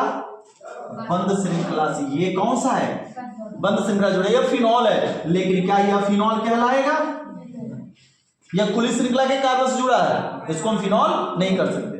इतने का नाम लिखकर उसमें एल्कोहल पीछे जोड़ेंगे। तो याद करो हमने इतने का नाम कई बार बताया है। बेंजल, बेंजिल, बेंजो, याद है? Benzal, benzil, benzo. तो यह बेंजिल है कि बेंजल है? बेंजिल है। एक हट जाएगा बेंजल, फिर ये दोनों हट जाएगा बेंजो। तो यह रहा हमारा कौन सा? बेंजिल। और OH के लिए क्या कहेंगे? एल्कोहल। तो इसको नाम हो जाएगा बेंजिल यानी एल्किल। तो बेंजिल, ठीक है। और फिर आगे क्या लिख देंगे? एल्कोहल। तो ये रहे साधारण नाम लिखने के तरीके। क्या कठिन तरीका है? आ गया साधारण नाम लिखना, नहीं लिख पाओगे? देख लोगे ना? तो पहले डाल के इतना उतारो फटाफट, हेडिंग डालो, पहला उतारो।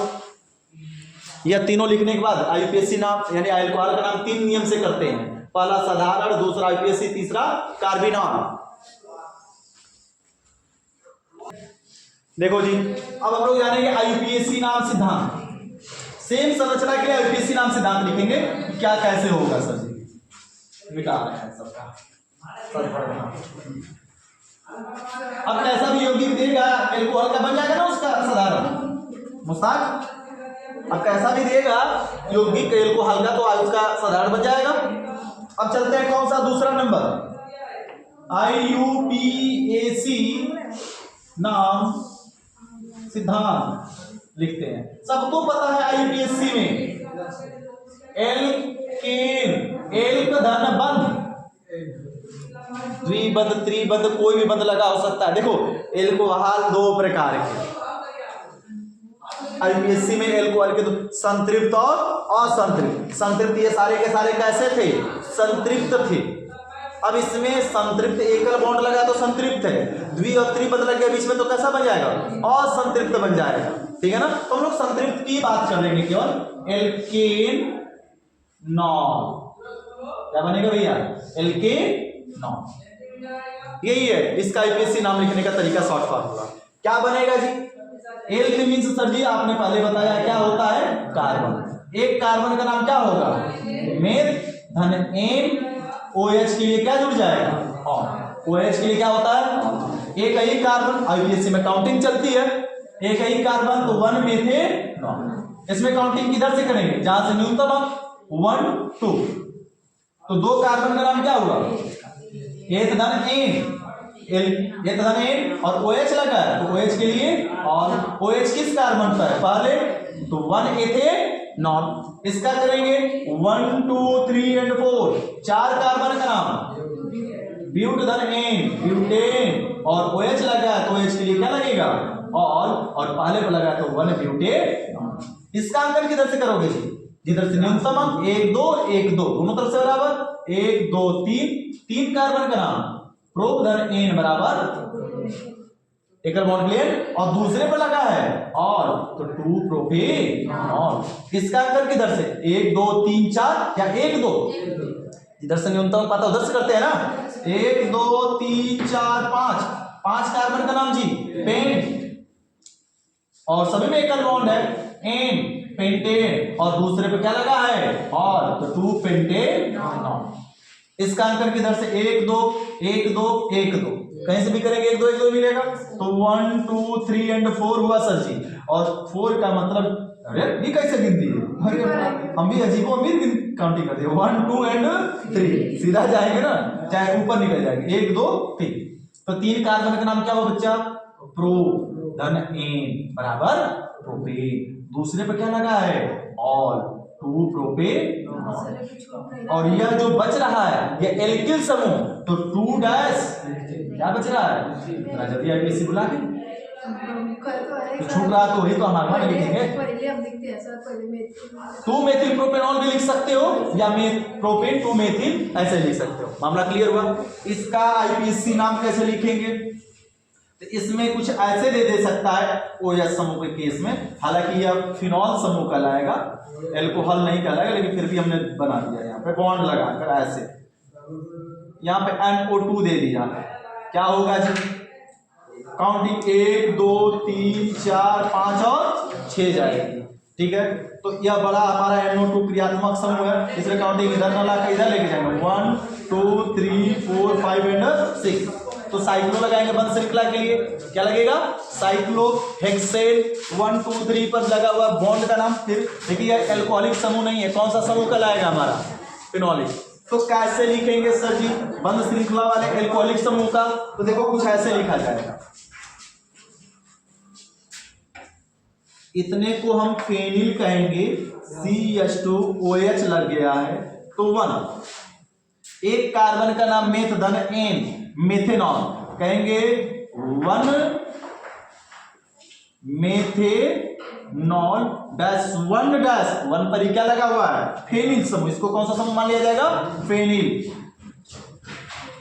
ये इसका हो गया आईपीसी नाम, उतार लो इतना फटाफट बिना किए हुए कुछ देरी। नाम लिखने का अगला तरीका, कार्बिनाल सिद्धांत।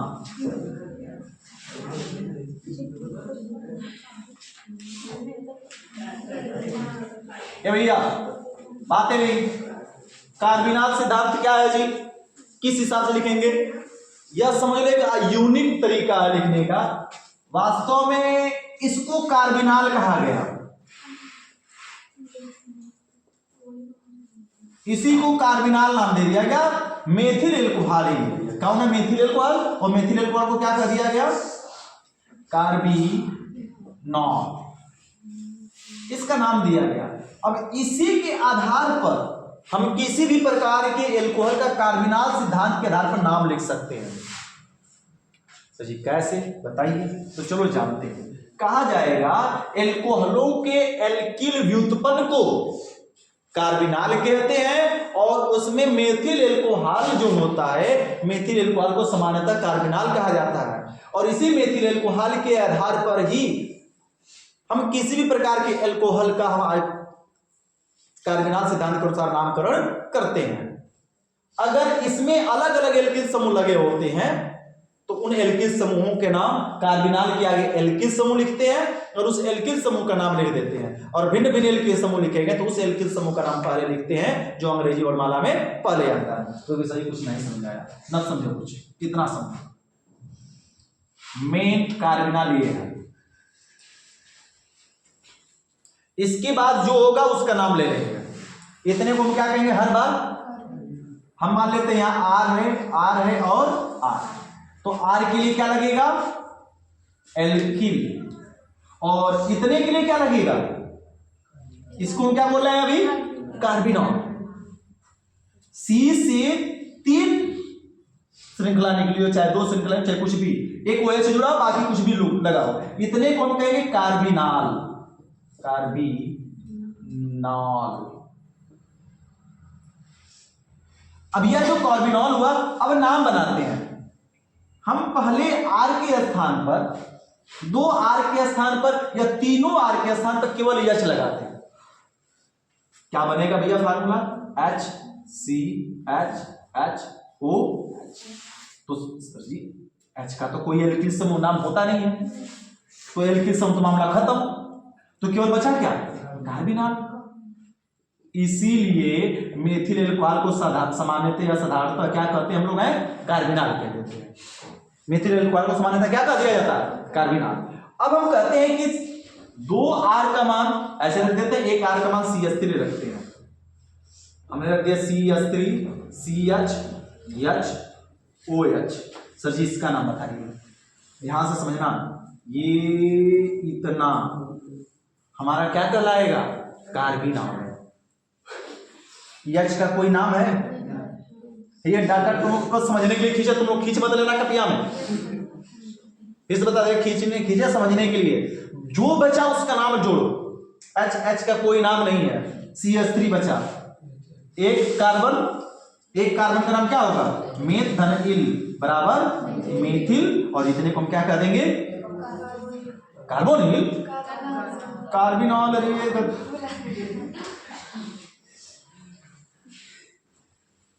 कार्बोनिल कह देना सब। और बढ़ाते हैं, इस आर का मान C2H5 रखते, थोड़ी बड़ी श्रृंखला करते हैं, CH3 CH2 CH2 CHOH। हम यहाँ पे बॉन्ड तोड़ दे रहे हैं, कोई जरूरी नहीं कि पेपर में बॉन्ड तोड़ेगा, इसको CH2 कह देगा, हम समझने के लिए ओपन कर रहे हैं।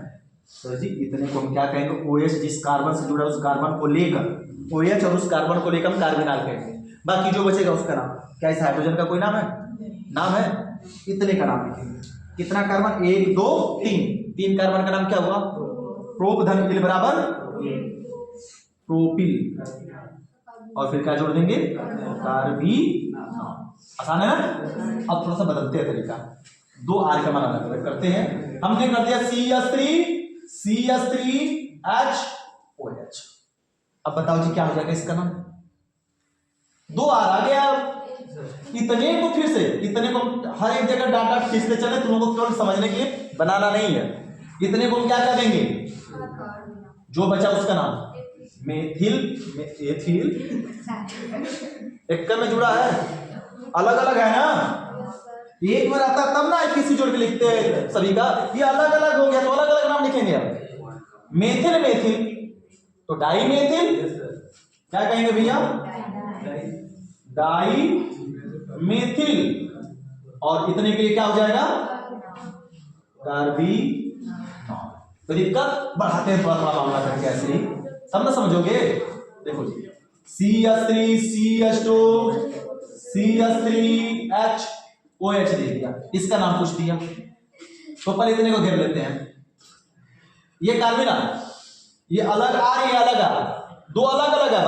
तो हमने लास्ट में बोला है कि किसके आधार पर नाम लिखते हैं, अंग्रेजी वर्णमाला के अनुसार रखेंगे। तो किसका पहले लेंगे, मेथिल की एथिल, पहले एथिल आता है तो होगा भैया इसका नाम एथिल, फिर बचा मेथिल, फिर इतना क्या बचा,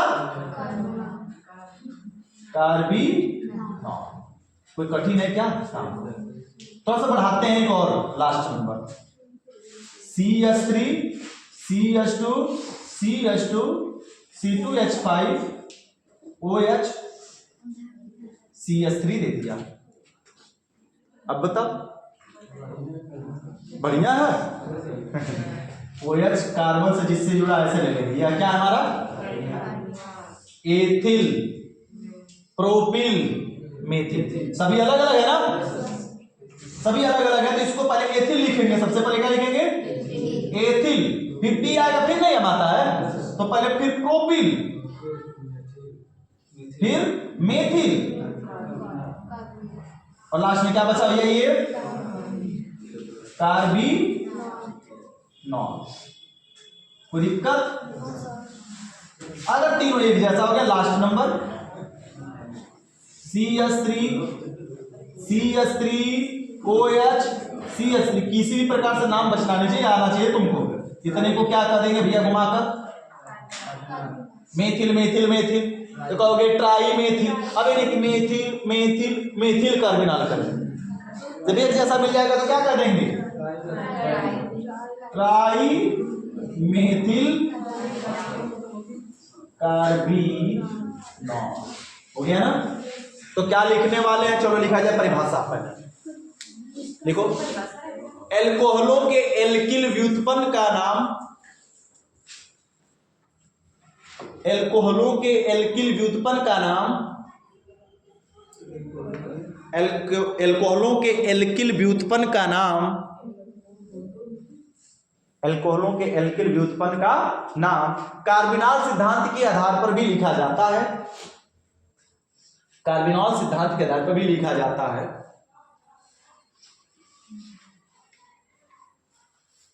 कार्बिनॉल सिद्धांत पर भी, सिद्धांत के अनुसार भी लिखा जाता है। एल्कोहलों के एल्किल व्युत्पन्न का नाम सामान्यतः कार्बिनॉल सिद्धांत के अनुसार भी लिखा जाता है। हो गया,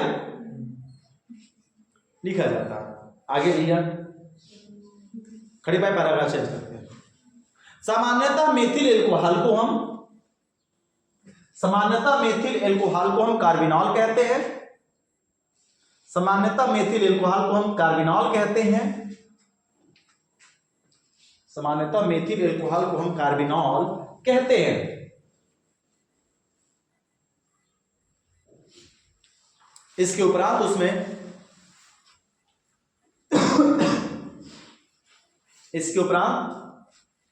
उसमें जितने एल्किल समूह लगे होते हैं,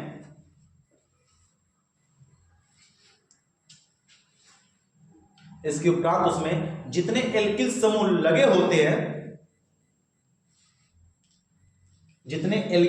लगे होते हैं, उनका अंग्रेजी वर्णमाला के अनुसार नाम लिखने के बाद, उनका अंग्रेजी वर्णमाला के उपरांत नाम लिखने के उपरांत, उनका अंग्रेजी वर्णमाला के अनुसार नाम लिखने के उपरांत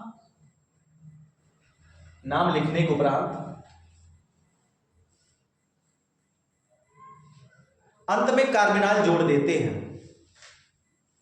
अंत में कार्बिनॉल जोड़ देते हैं। उतार दो, कोई दिक्कत किसी को? अब हम लोग चलते हैं, समव्यवस्था पढ़ेंगे इसकी।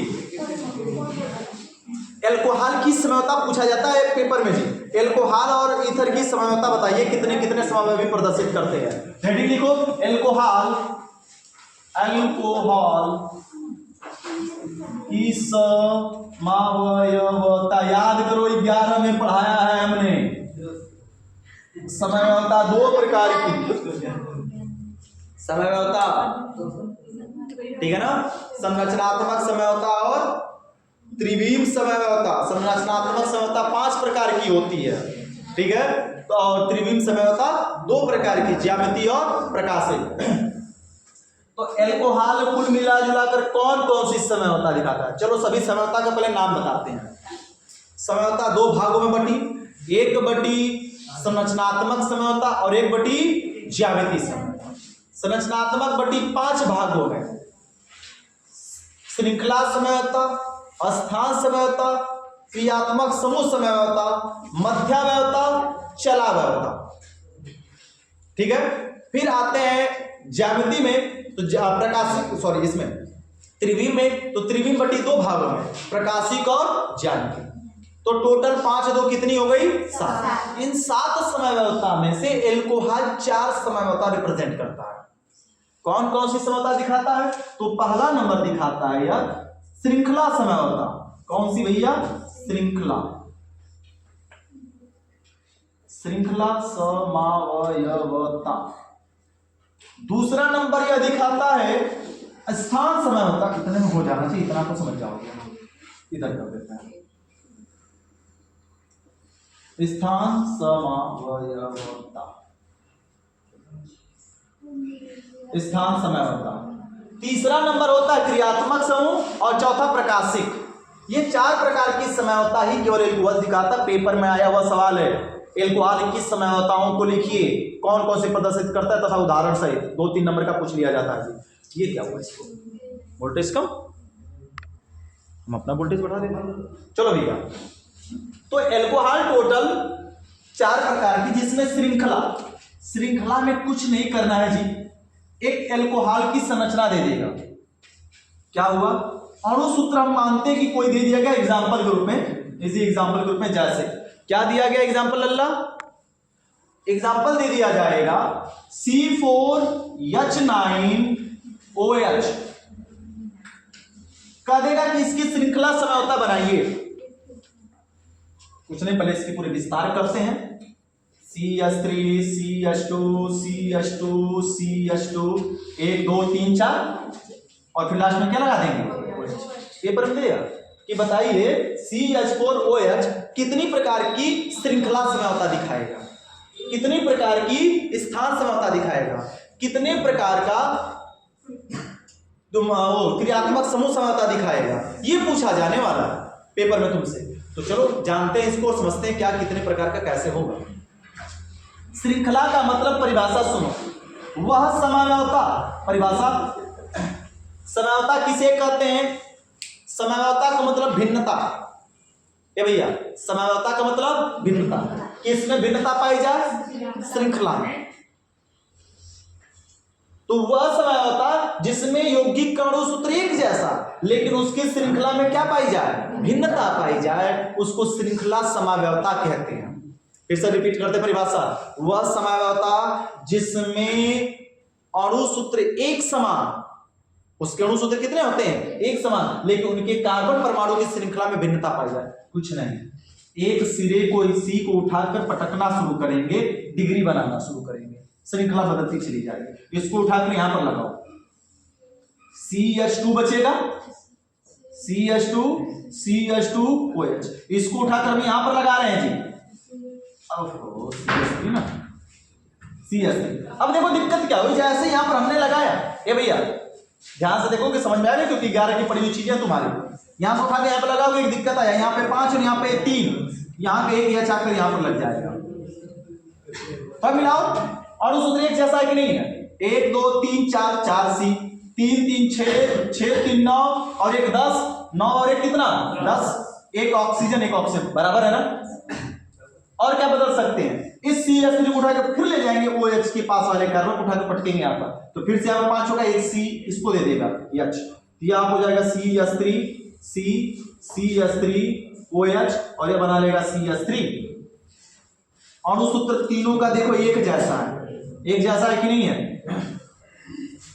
तीनों का अणु सूत्र एक जैसा है, C4 है, H9 है, O है, OH है, C4 H9 OH, तीनों का अणु सूत्र एक जैसा है, लेकिन कार्बन परमाणु की श्रृंखला में क्या दिख रही है हमको?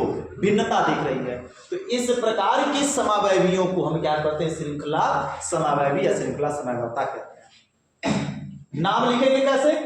1 2 3 और 4, 4 कार्बन का नाम सर जी ब्यूट, धन एन ब्यूटेन, और पहले पर लगा क्या है? और 1 ब्यूटेनॉल। इसका नाम 1 ब्यूटेनॉल नहीं लिख पा रहे हो तो ब्यूटिल एल्कोहल लिख दो, डिग्री के अनुसार लिख दो। क्या करना है? इसका नाम क्या हो जाएगा? Butyl alcohol. इसका नाम क्या हो जाएगा? 2 डिग्री, तो कहेंगे आइसो ब्यूटिल प्रोपिल। अरे 1 2 3 4 ब्यूटिल एल्कोहल, और इसमें सेम कार्बन है 4 ब्यूटिल, लेकिन 3 डिग्री क्या हो जाएगा? Neo butyl alcohol. तो मामला समझ में आया? करना कुछ नहीं है, कोई भी एल्कोहलिक समूह दे देगा और कहेगा इसकी श्रृंखला समझौता बनाइए, तो कार्बन को उठा उठाकर घुमा कर बना देंगे और उठा के कहां लगाएंगे? OH वाले कार्बन पर, OH वाले कार्बन पर, OH वाले कार्बन पर लगाते चले जाएंगे, समझौता बनती चली जाएगी। यानी C4H9 के श्रृंखला समझौता कितनी बन गई? 3। अब क्या इससे अधिक इसको उठाकर यहां लगाओगे? कोई और विधि तो है नहीं लगाने की, यानी इसके 3 समवायवी बन गए। तो परिभाषा साधारण और सिंपल सी है, लिखा जाए परिभाषा श्रृंखला समझौता। लिख लो पहले, इसमें एल्कोहल 4 समझौता प्रदर्शित करता है, इसमें लिख लो एल्कोहल 4 समझौता प्रदर्शित करता है। एल्कोहल 4 समझौता प्रदर्शित करता है। पहला नंबर श्रृंखला समझौता, पहला नंबर श्रृंखला समझौता लिखो। वे कार्बनिक यौगिक जिनके अणु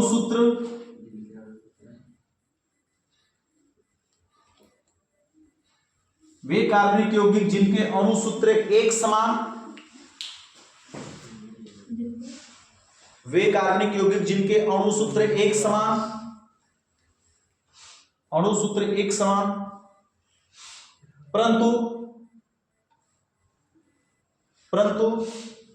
उनके कार्बन परमाणुओं की श्रृंखला में भिन्नता पाई जाए, परंतु उनके कार्बन परमाणुओं की श्रृंखला में भिन्नता पाई जाए,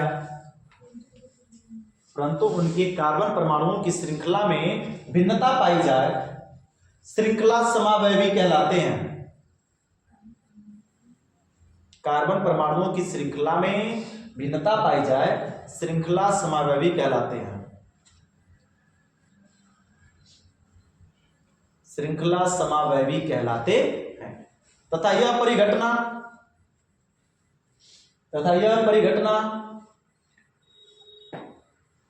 श्रृंखला समावयवता कहलाती है। तथा यह परिघटना श्रृंखला समावयवता कहलाती है। कोई दिक्कत? स्मॉल एग्जाम्पल लिख लो भैया।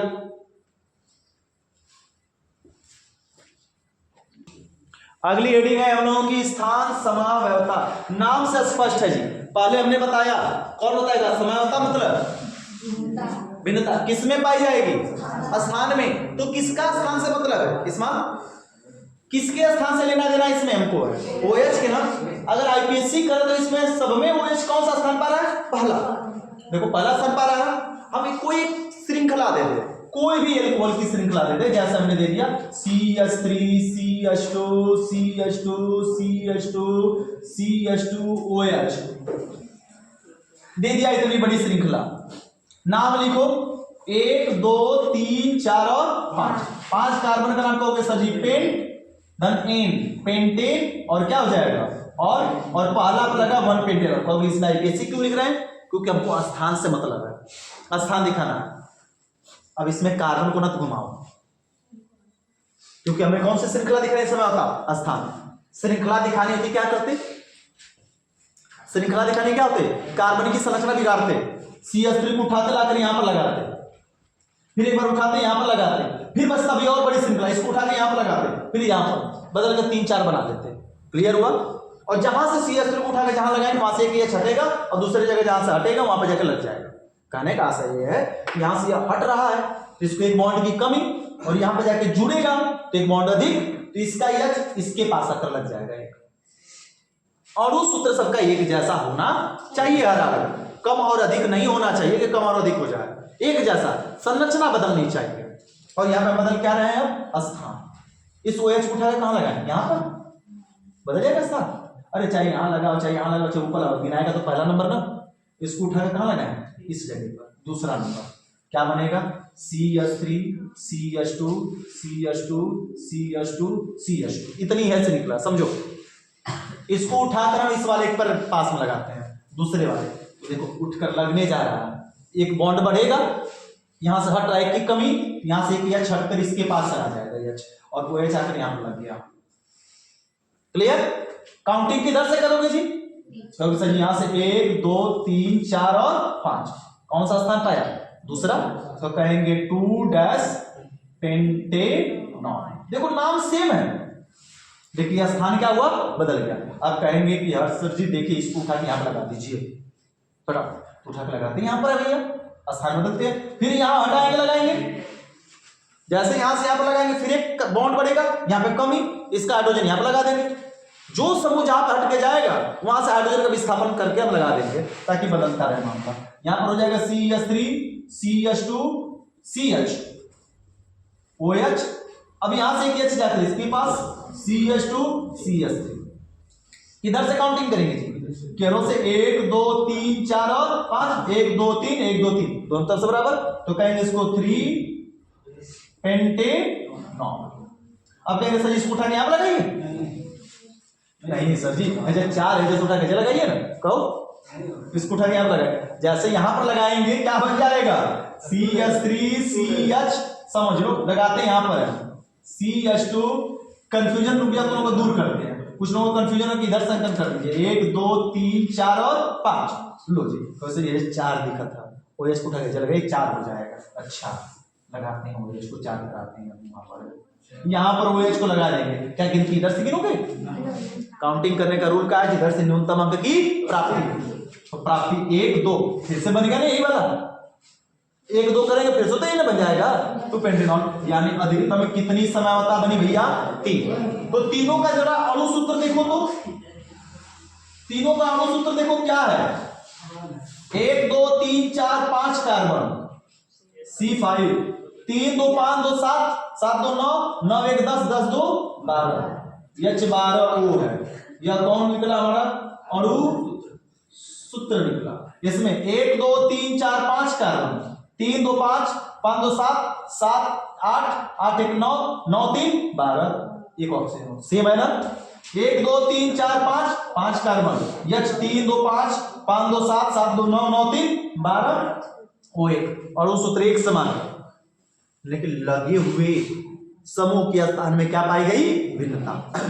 तो सीधी सी परिभाषा सुनो, कहेंगे वह समावयवता जिसमें कार्बनिक यौगिक के अणु सूत्र क्या होते हैं? एक समान, लेकिन उसमें लगे समूह में कौन कौन सा हो सकता है? वह हैलोजन हो सकता है, या फिर कौन हो सकता है? क्रियात्मक समूह हो सकता है, या फिर द्विबंध भी लग सकता है, या फिर त्रिबंध। इनके स्थान में क्या पाई जाए? भिन्नता पाई जाए। अभी तो हम OH को केस में समझाएंगे, हम पूरी परिभाषा बता रहे हैं। वह समयावयवता जिसमें कार्बनिक यौगिक के अणु सूत्र क्या होते हैं? एक समान, परंतु उनमें लगे हैलोजन क्रियात्मक समूह अथवा डबल बंध या फिर त्रिबंध के स्थान में क्या पाई जाए? भिन्नता पाई जाए। इनके स्थान में भिन्नता पाई जाए तो उसे क्या कहते हैं? स्थान समयावयवता कहते। हमें यहां पर समझना केवल किस समूह के बारे में है? OH। तुम OH को लेकर परिभाषा बता दो, लिखो वह समयावयवता जिसमें किसी कार्बनिक यौगिक के अणु सूत्र एक समान, वह समयावयवता जिसमें किसी कार्बनिक यौगिक के अणु सूत्र एक समान, वह समयावयवता जिसमें किसी कार्बनिक यौगिक के अणु सूत्र एक समान, परंतु उनमें लगे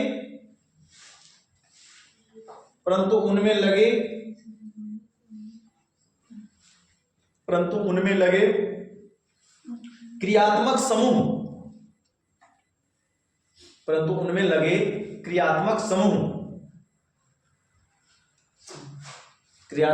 समूह का X यानी हैलोजन X कामा द्विबंध क्रियात्मक समूह कामा X कामा द्विबंध अथवा त्रिबंध के स्थान में भिन्नता पाई जाए।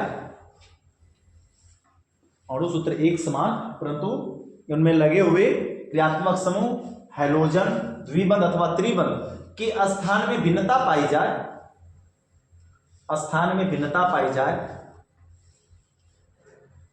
स्थान समावयवी कहलाते हैं। स्थान समयावयवता कहलाती, सीधा सीधा लिख दो ऐसे, स्थान समयावयवता कहलाती है। किसी को कुछ पूछना हो, कोई शंका हो तो बताओ जी, नहीं ना? छोटी और बड़ी कोई शंका? उतार लो एग्जाम्पल। चलो भैया, अब बच रही है हम लोगों की कौन सी समयावयवता बच रही है? तो बच रही है सर जी क्रियात्मक समूह। ये जरूरी है, क्रियात्मक समूह समयावयवता। और एक बच रही है हम लोग की इसमें प्रकाशिक समयावयवता। टोटल कितनी हो गई? 4। यानी एल्कोहल कितनी समयावयवता रिप्रेजेंट करेगा जी लल्ला? 4 प्रकार की। क्रियात्मक समूह समयावयवता क्या है बताओ? किसमें भिन्नता पाई जाएगी? समयावयवता मतलब भिन्नता किसमें? एकदम आसान हलवा टाइप क्वेश्चन। देखो यहां पर C2H5OH एथिल एल्कोहल, इसको हम क्या कहते हैं? Ethyl alcohol. लेकिन ये लल्ला इसको भी तो सेम मामला बन रहा है, CH3OCH3। यह क्या है? डाई मेथिल, मेथिल और बीच में ओ है तो क्या कहते हैं इसको, ईथर, डाई मेथिल ईथर। दोनों का अणुसूत्र देखो जरा, दोनों का अणुसूत्र मैच कराओ। कार्बन कार्बन दो ठो, दो, 3 3 6 5 और 1 6, एक ऑक्सीजन एक ऑक्सीजन है ना। यह क्या निकला, अणुसूत्र। एक जैसा, बातें नहीं थी।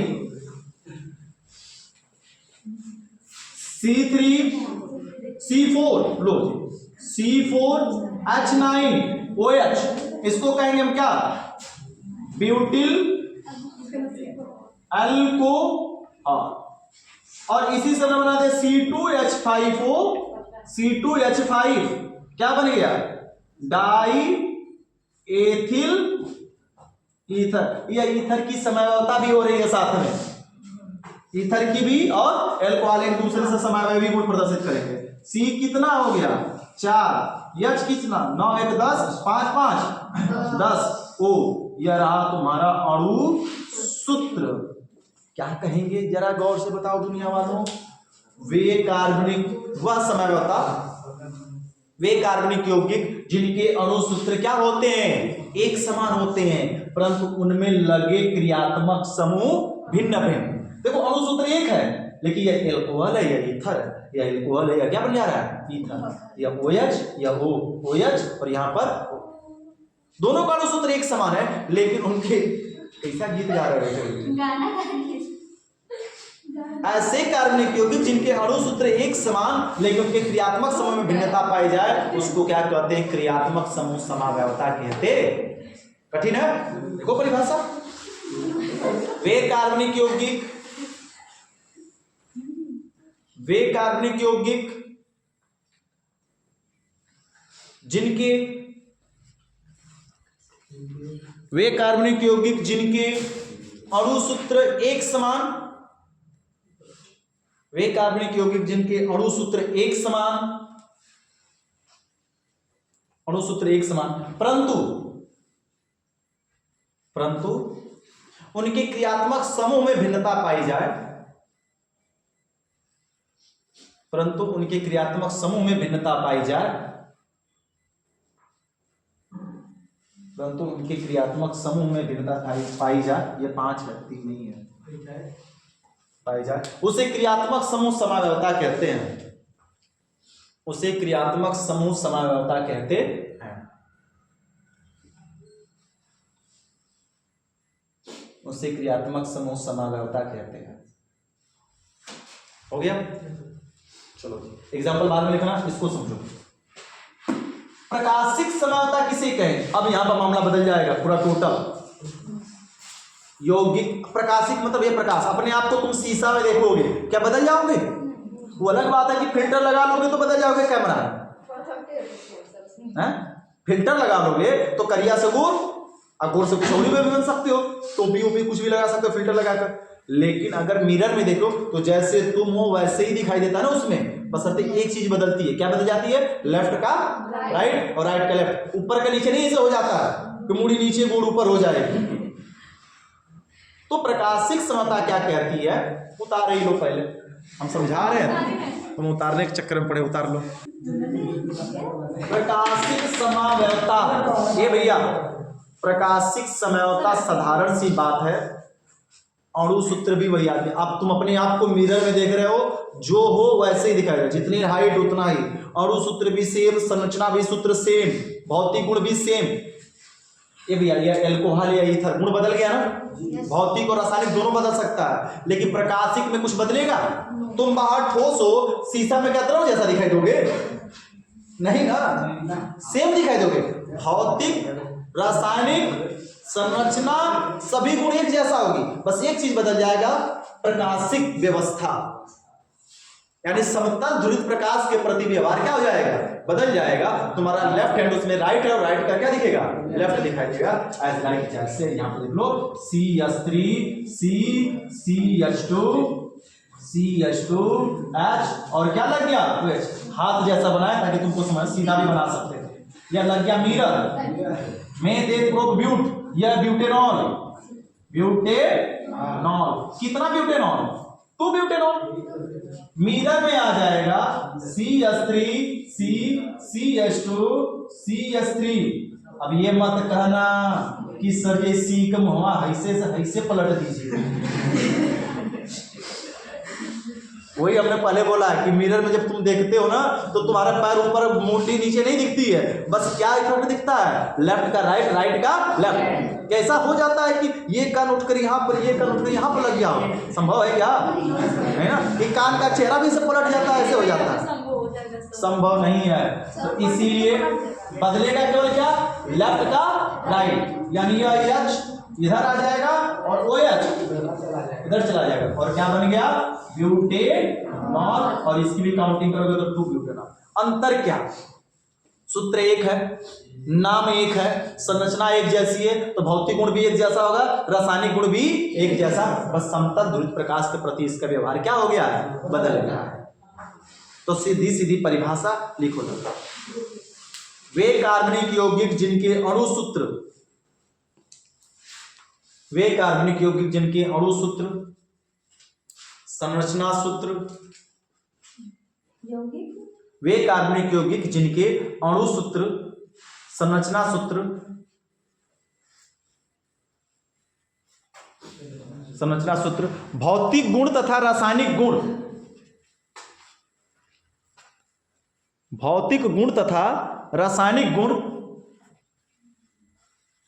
एक समान होते हैं।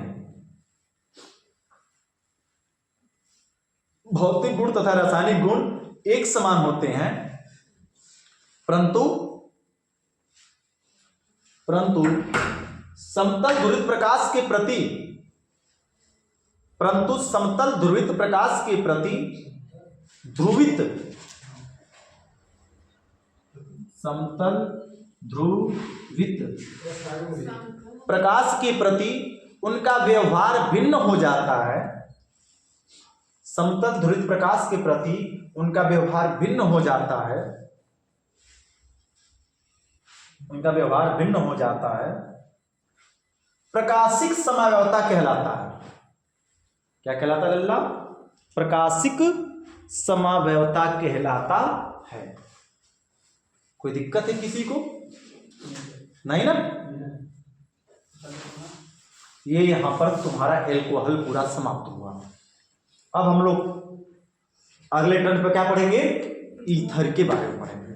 2 दिनों का काम ईथर बचा है, मामला पूरा टोटल ईथर समाप्त हो जाएगा। ठीक है।